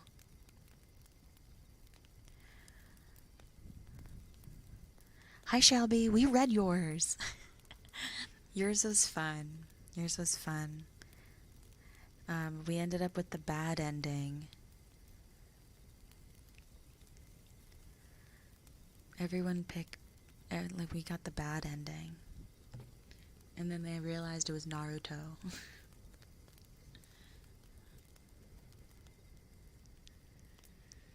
Okay. As the English mid-afternoon sun beat upon my back, a bright voice called out to me, ushering me onwards. Come on, Sam, you're starting to lag behind. Glancing up the path, I spotted my friend Adam looking back from the front of our group.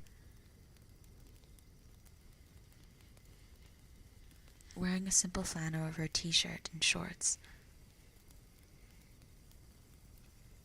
he carried himself with confidence of a well-respected athlete. Leaning onto my walking stick, I smiled back and breathily sounded out a reply. I'm coming, just need to take a quick break, but I'll be up there before you know it. Catching my breath, I looked up at the other students that Adam had managed to collect for this impromptu bonding trip. The Chen twins, Jasmine and Caitlin, Quincy Grimm, an entomologist in the making, and Mario Cortez, a police officer in training. These people touched by Adam's friendship in some way were all students of Monarch University. Starting back up the hill, I fixed my eyes on the back of our leader and thought to myself, I really love making new friends.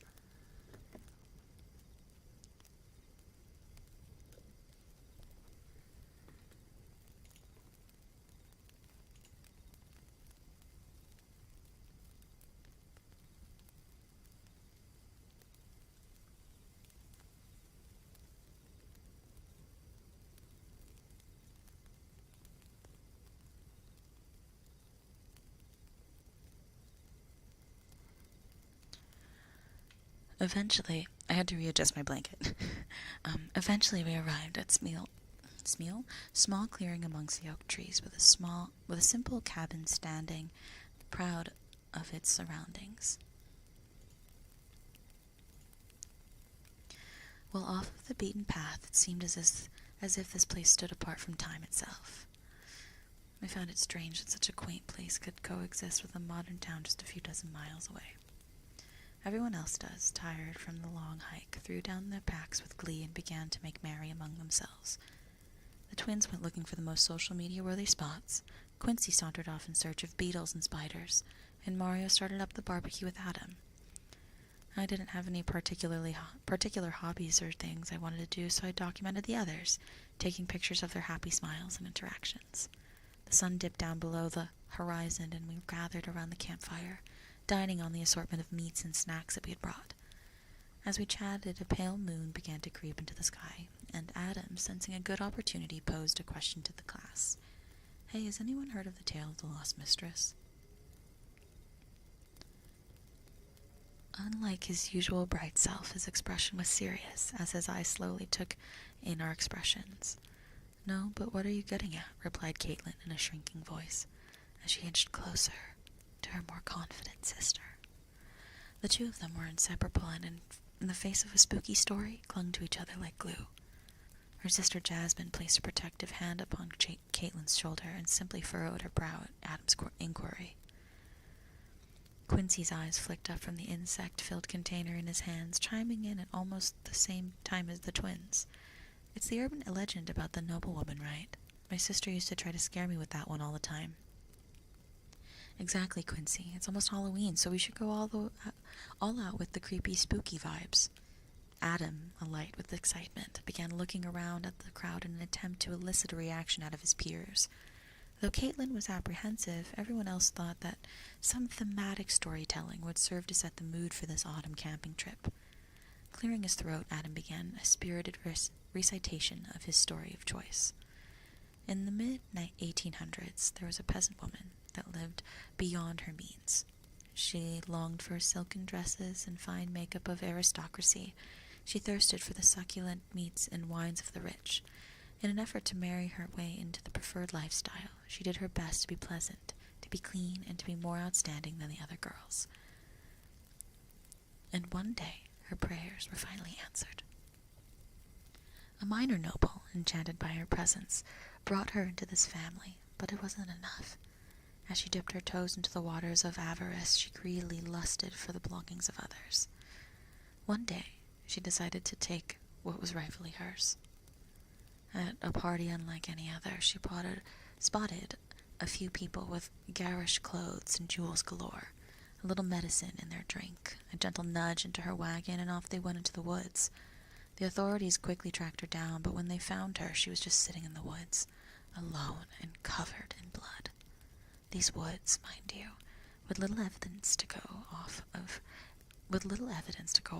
and the woman unwilling to cooperate, she was put to death then and there. So say her spirit still lingers within this forest, looking for its next victim. A palpable tension hung in the air as Adam finished his last sentence. Tears welled in the eyes of the twins as they clung to each other, but I was the one who broke the long silence. So I really enjoyed that story. Pretty thrilling, if you ask me. Needing to fill the gap somehow, I clapped a couple times, which convinced the others into joining into a feeble round of applause. What did you all think? Pretty average, mused Quincy as he released a firefly from a stoppered jar. Nothing too different except for the spirit part. An original contribution to the story, Adam? Yeah, I thought that the normal ending was a bit bland, so I spoofed it up with some Halloween imagery. Adam turned to Jasmine and looked at her with the expression of a begging dog, hungry for compliments and feedback on his good work. Okay, it was freaky, I'll admit it, but don't congratulate yourself. Look at Kate. She's dying over here. The last of the group to speak up was Mario, who had sat quietly up until this point. After gathering his thoughts, he leaned forward with intensity and grinned at Adam. Haven't heard that one before. It's a good story. I had a feeling you might bust out something like that after you dragged us all the way out here. But we should up the ante, for Halloween's sake. Adam's interest had been thoroughly piqued as he mimicked his friend's posture. I say we take a walk in the forest, see if we can't find this lost mistress of yours. After a round of discussion and reassurance, we eventually headed off into the misty woods. Spearheaded by Adam and Mario's bond for adventure, with every step we took, the mists coalesced into a dense fog, obscuring our vision. Noticing Caitlin's worsening mood, I slipped my hand into hers and squeezed it with a smile. It's okay. Just 2 words, and her shivers and shakes seemed to disappear as she returned to my affirmations. Kate and Chaz are brave, trying new things despite being scared. They smell like hibiscus too, which is always a bonus. Pressing forward, we made small talk, but the sounds of the forest kept us relatively quiet with its ambiance. However, no safe feeling lasted forever. The trembling light from our phones could barely slash through the oily darkness surrounding us. From the back, I couldn't see Adam or Mario, who couldn't have been more than 5 meters ahead of me.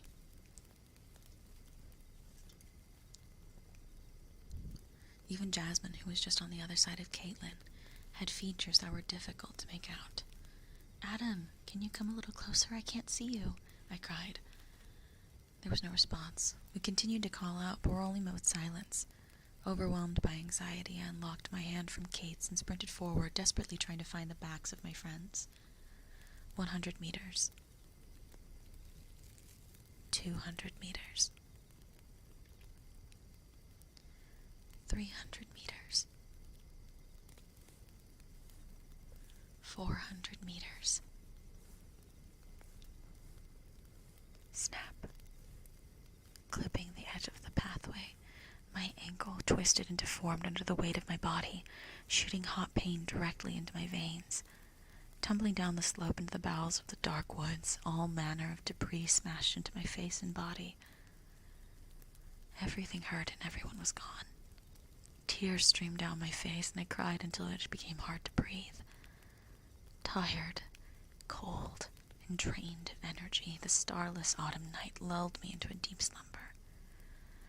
Inhaling sharply, my eyes shot open and revealed the scene around me.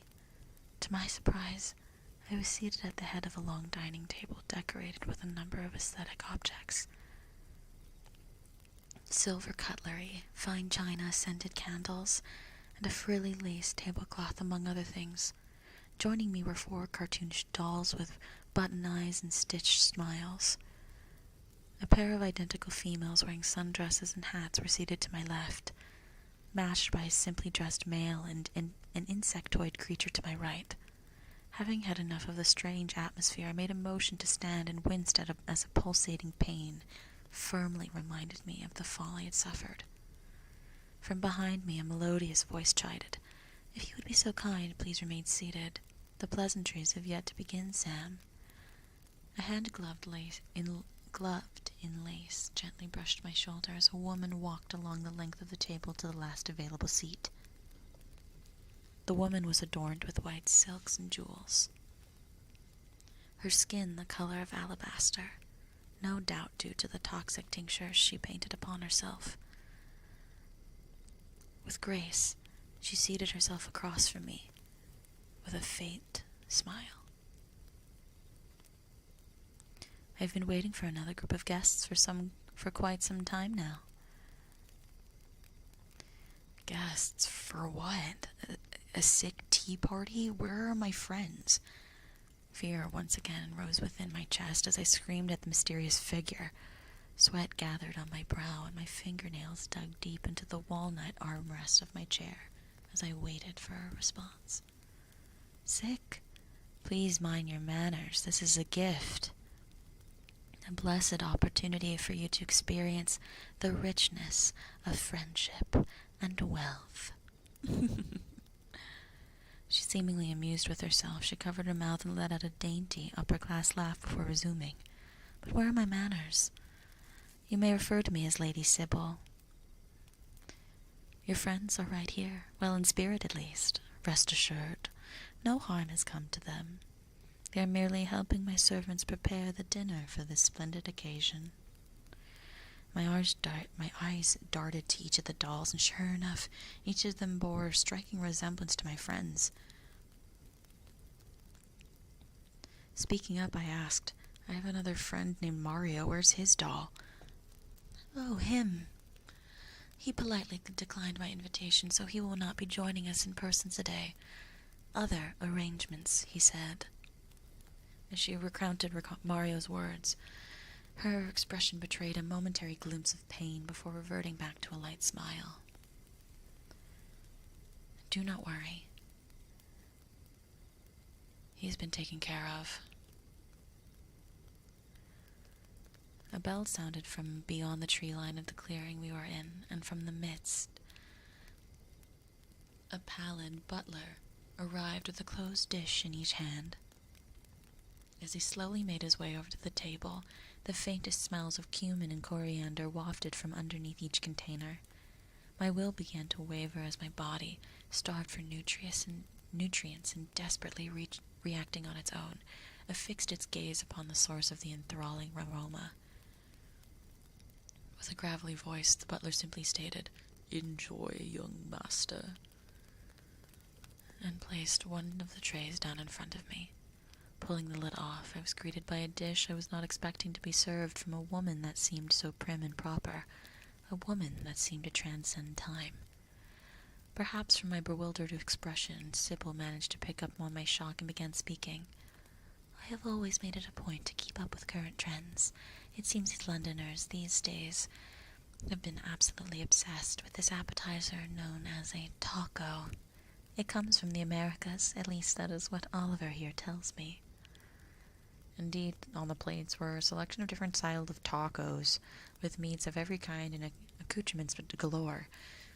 My body screamed for food and drink, and I wanted to dive right in and devour them, but I hesitated. Looking up, the lady began methodically cutting apart her meal with a knife and fork, eating her bits and pieces with an amused expression. The simple bit of happiness that radiated from her face eroded whatever self-control I had left.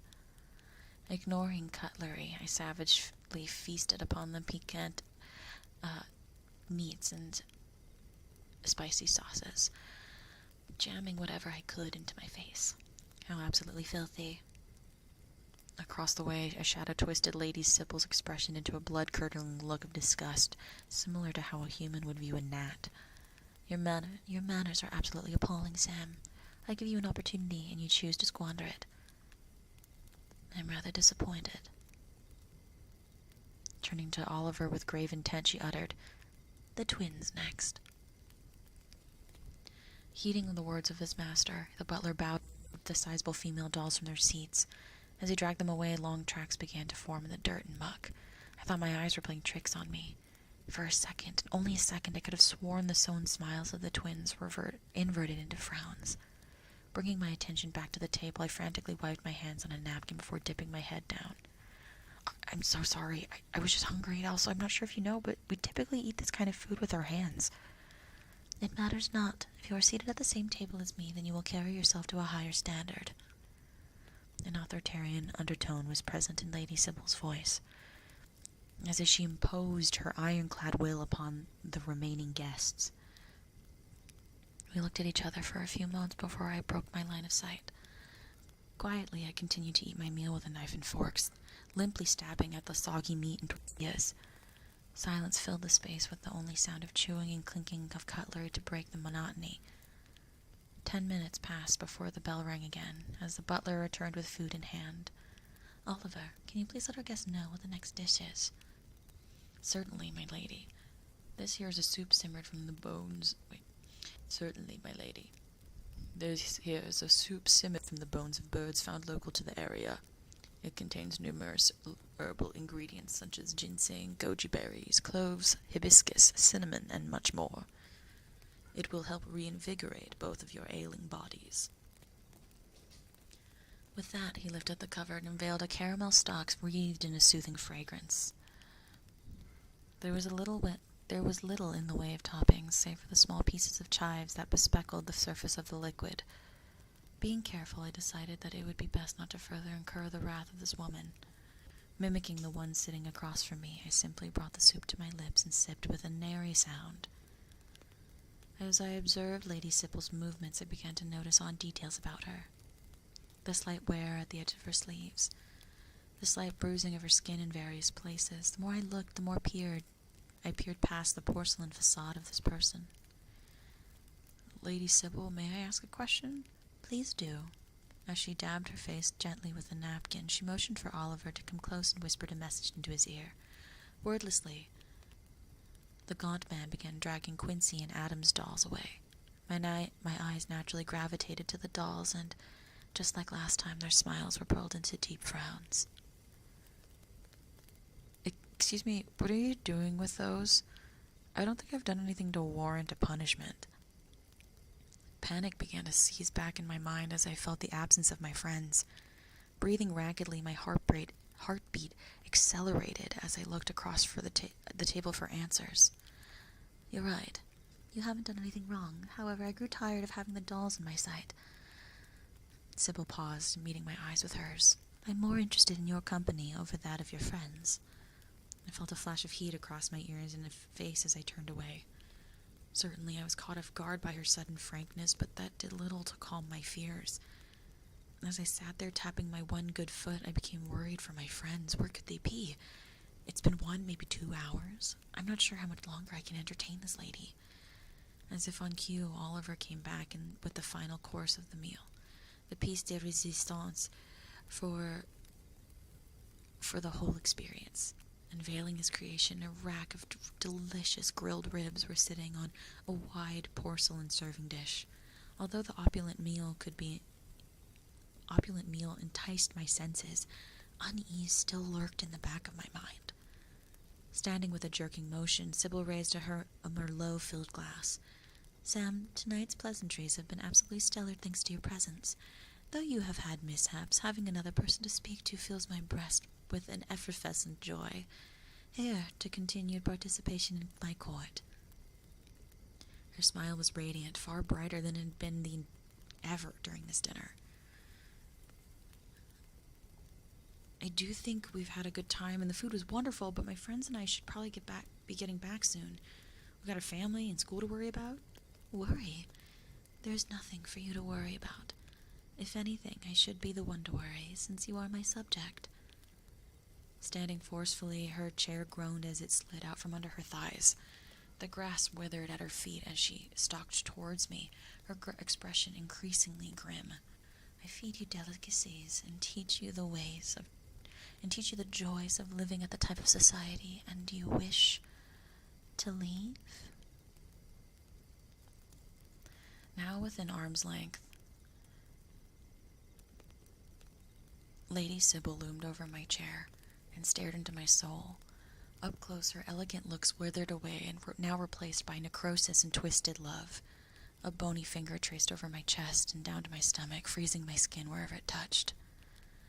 I was paralyzed with dread, my blood chilled to a standstill. Sybil, etching patterns into my abdomen, continued musing. "Besides, you do not need to wait for your friends. They are already with you. They live inside you. They do not exist anymore. You only have one person left. Your queen." With a sickening realization, my body heaved near instantaneously as I attempted to flee. I didn't care about the pain, I just needed to get away from this obsessive woman. My escape stymied by a stiff grip on my shoulder, and I was shoved back into my seat. Chunks of well-seasoned flesh began to creep their way up my esophagus, begging to be let out as my face ran a strange shade of green. However, with looming Noble wouldn't even let me have that small reprieve as she began tearing meat off of a rib. With cold fingers, she forced this frost-encrusted meat into my mouth. Her face, centimeters away from mine, emanated an icy breath that filled my sinuses with the smell of lavender and fresh dirt. A hushed voice, pitched for terror and charm, rang close to my eardrums. "Oh, is the food not to your liking, Sam?" "Do not worry. It is an acquired taste, and until you finish every last bite on this place, I will not let you go anywhere. There is quite a lot left, so in the meantime I will train you to be the perfect subject. You're mine." I struggled and cried and moaned, until the dark depths of unconsciousness released me from my torture. Tragedy in the English countryside littered the front page of every news site and newspaper. The police told me I'd taken a nasty fall and tumbled down a slope, cracking my head against some of the trees on the way down. Besides a broken ankle, fractured ribs, and a concussion, the only injury was minor frostbite from sleeping out in the elements. As I recuperated and rehabilitated, my family and friends came to visit me, and I fed them the story listed in the police report, but I knew better. Time, as always, had a way of restoring normalcy into my life. I returned to school almost a year after the accident, attended my classes, and eventually began to make new friends. They were as bright, vivacious, and as kind as the ones that I lost. One day, one of them asked the group a question as we ate lunch. "Hey, anybody want to do anything this weekend? Maybe camping at my dad's cabin?" Another friend replied, "Sure, sounds good to me. Is Sam good to go, though? Don't know if they're over the thing that happened last year." "I'm fine to go. I still enjoy camping, and I think it'll be a fun time." Joy filled my chest at the thought of heading out to the wilderness and enjoying nature. The thought of playing games and taking photos so we could recount the memories down the line. The idea of telling scary stories and proving our bravery to each other made me tingle. Most of all, the idea of dining on fine cuisine and engaging in polite talk made me happiest of all. I really do love making new friends. This was written by Longbow. Yeah. Also, hi, Heywan. Sorry. This was a ghost story. So basically, if you guys didn't catch on or you stopped listening at any point or got distracted, basically what happened was a group of friends went to a place to go camping and told a ghost story. And they went out in the woods to go tease the story if it were real. And it was. And hold on a second. My cat is being loud.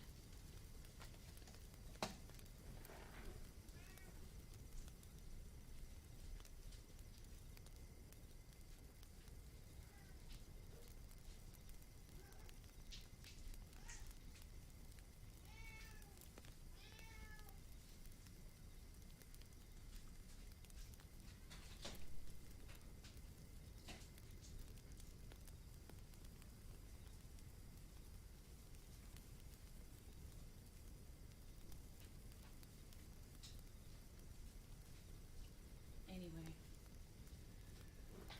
Sorry. Sorry. But anyway.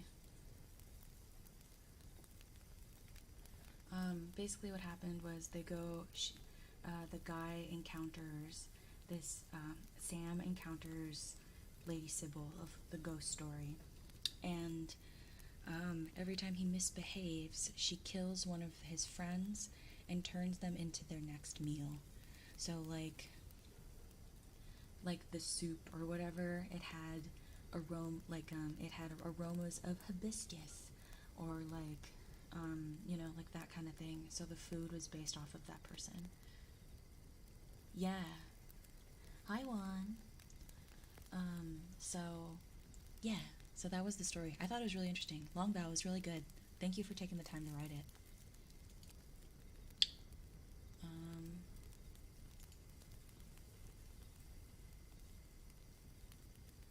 Okay.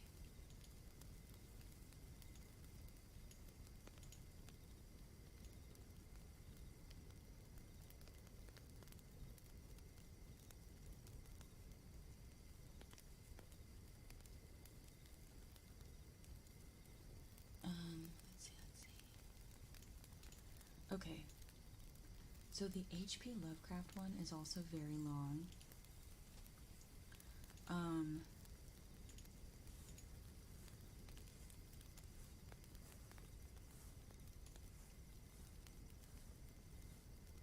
I did read your story. No, it was really good. I appreciate it.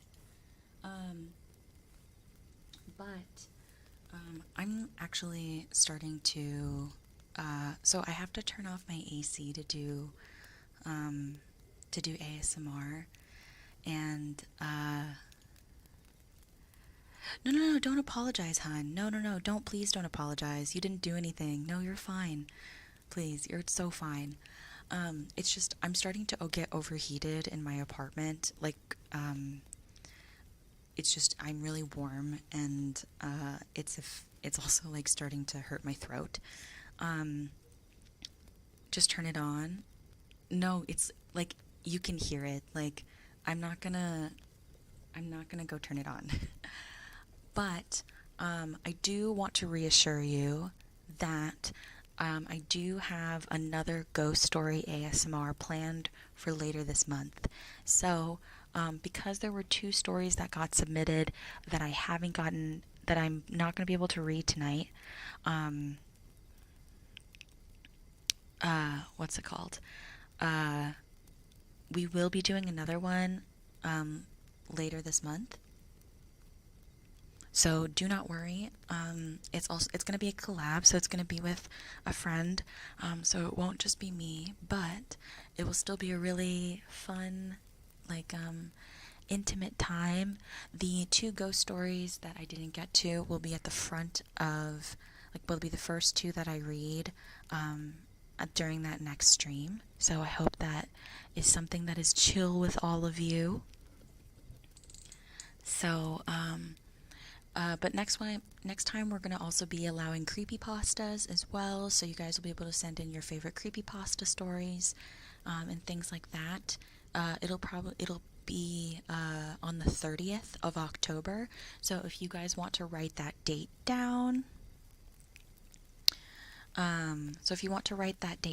you totally can. So the two stories that we won't be able to get to tonight are Chris with the Cube, the How to Survive Camping, and the H.P. Lovecraft story.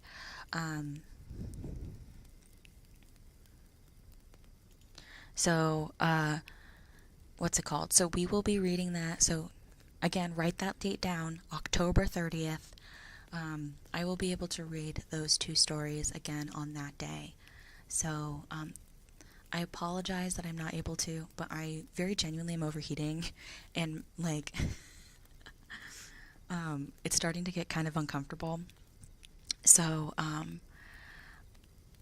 that being said, thank you so much for hanging out with me. I hope you guys had a good time. I hope you had fun.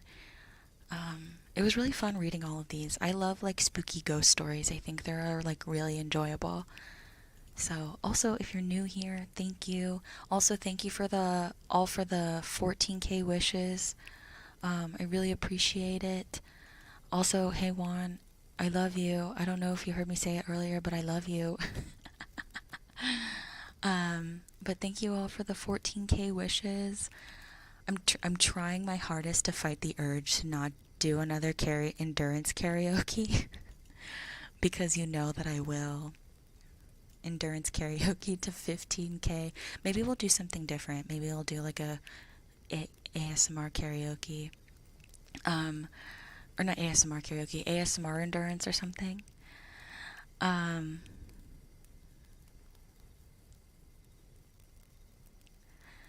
Yeah, easy clap. But really quickly, because I always say that I will give the membership count at the end of streams, we are currently at 279 out of 400. And then also, thank you really quickly to my tier 3 members: Harper, Girthton, Brooksy, Highway, Elizabeth, Q Ranger, Damper, Outcast00, Bodes, Wall, Vara, and Ricardo. Thank you so much. Mwah. Special kisses for my tier 3s. And I will see you guys later. The waiting room, we're gonna go raid my waiting room for Pajama Sam and Freddy Fish. So if you guys haven't gotten a chance to, go check out my last VOD for Pajama Sam, No Need to Hide When It's Dark Outside, and Thunder and Lightning Aren't So Frightening. We're gonna be playing the third Pajama Sam game and the first Freddy Fish game. And everybody make sure you say hi in chat to Void Gang. Thanks, Void Gang. Let's go. We love you, Void Gang. And also, if you haven't, please consider giving the stream a like. It helps me out a ton. And I will see you guys later. If I don't see you later, at the next stream, I will see you in the Discord server. And if I don't see you in the Discord server, which if you want to join, you can join by clicking the link down in the description, or one of the mods can get that link for you. And if I don't see you in the Discord server, I will see you on Twitter. And if I don't see you on Twitter, I will see you when I see you, okay? Otsu Ofi, everybody. Otsu Ofi. Arigato, minna. 大好きだよ。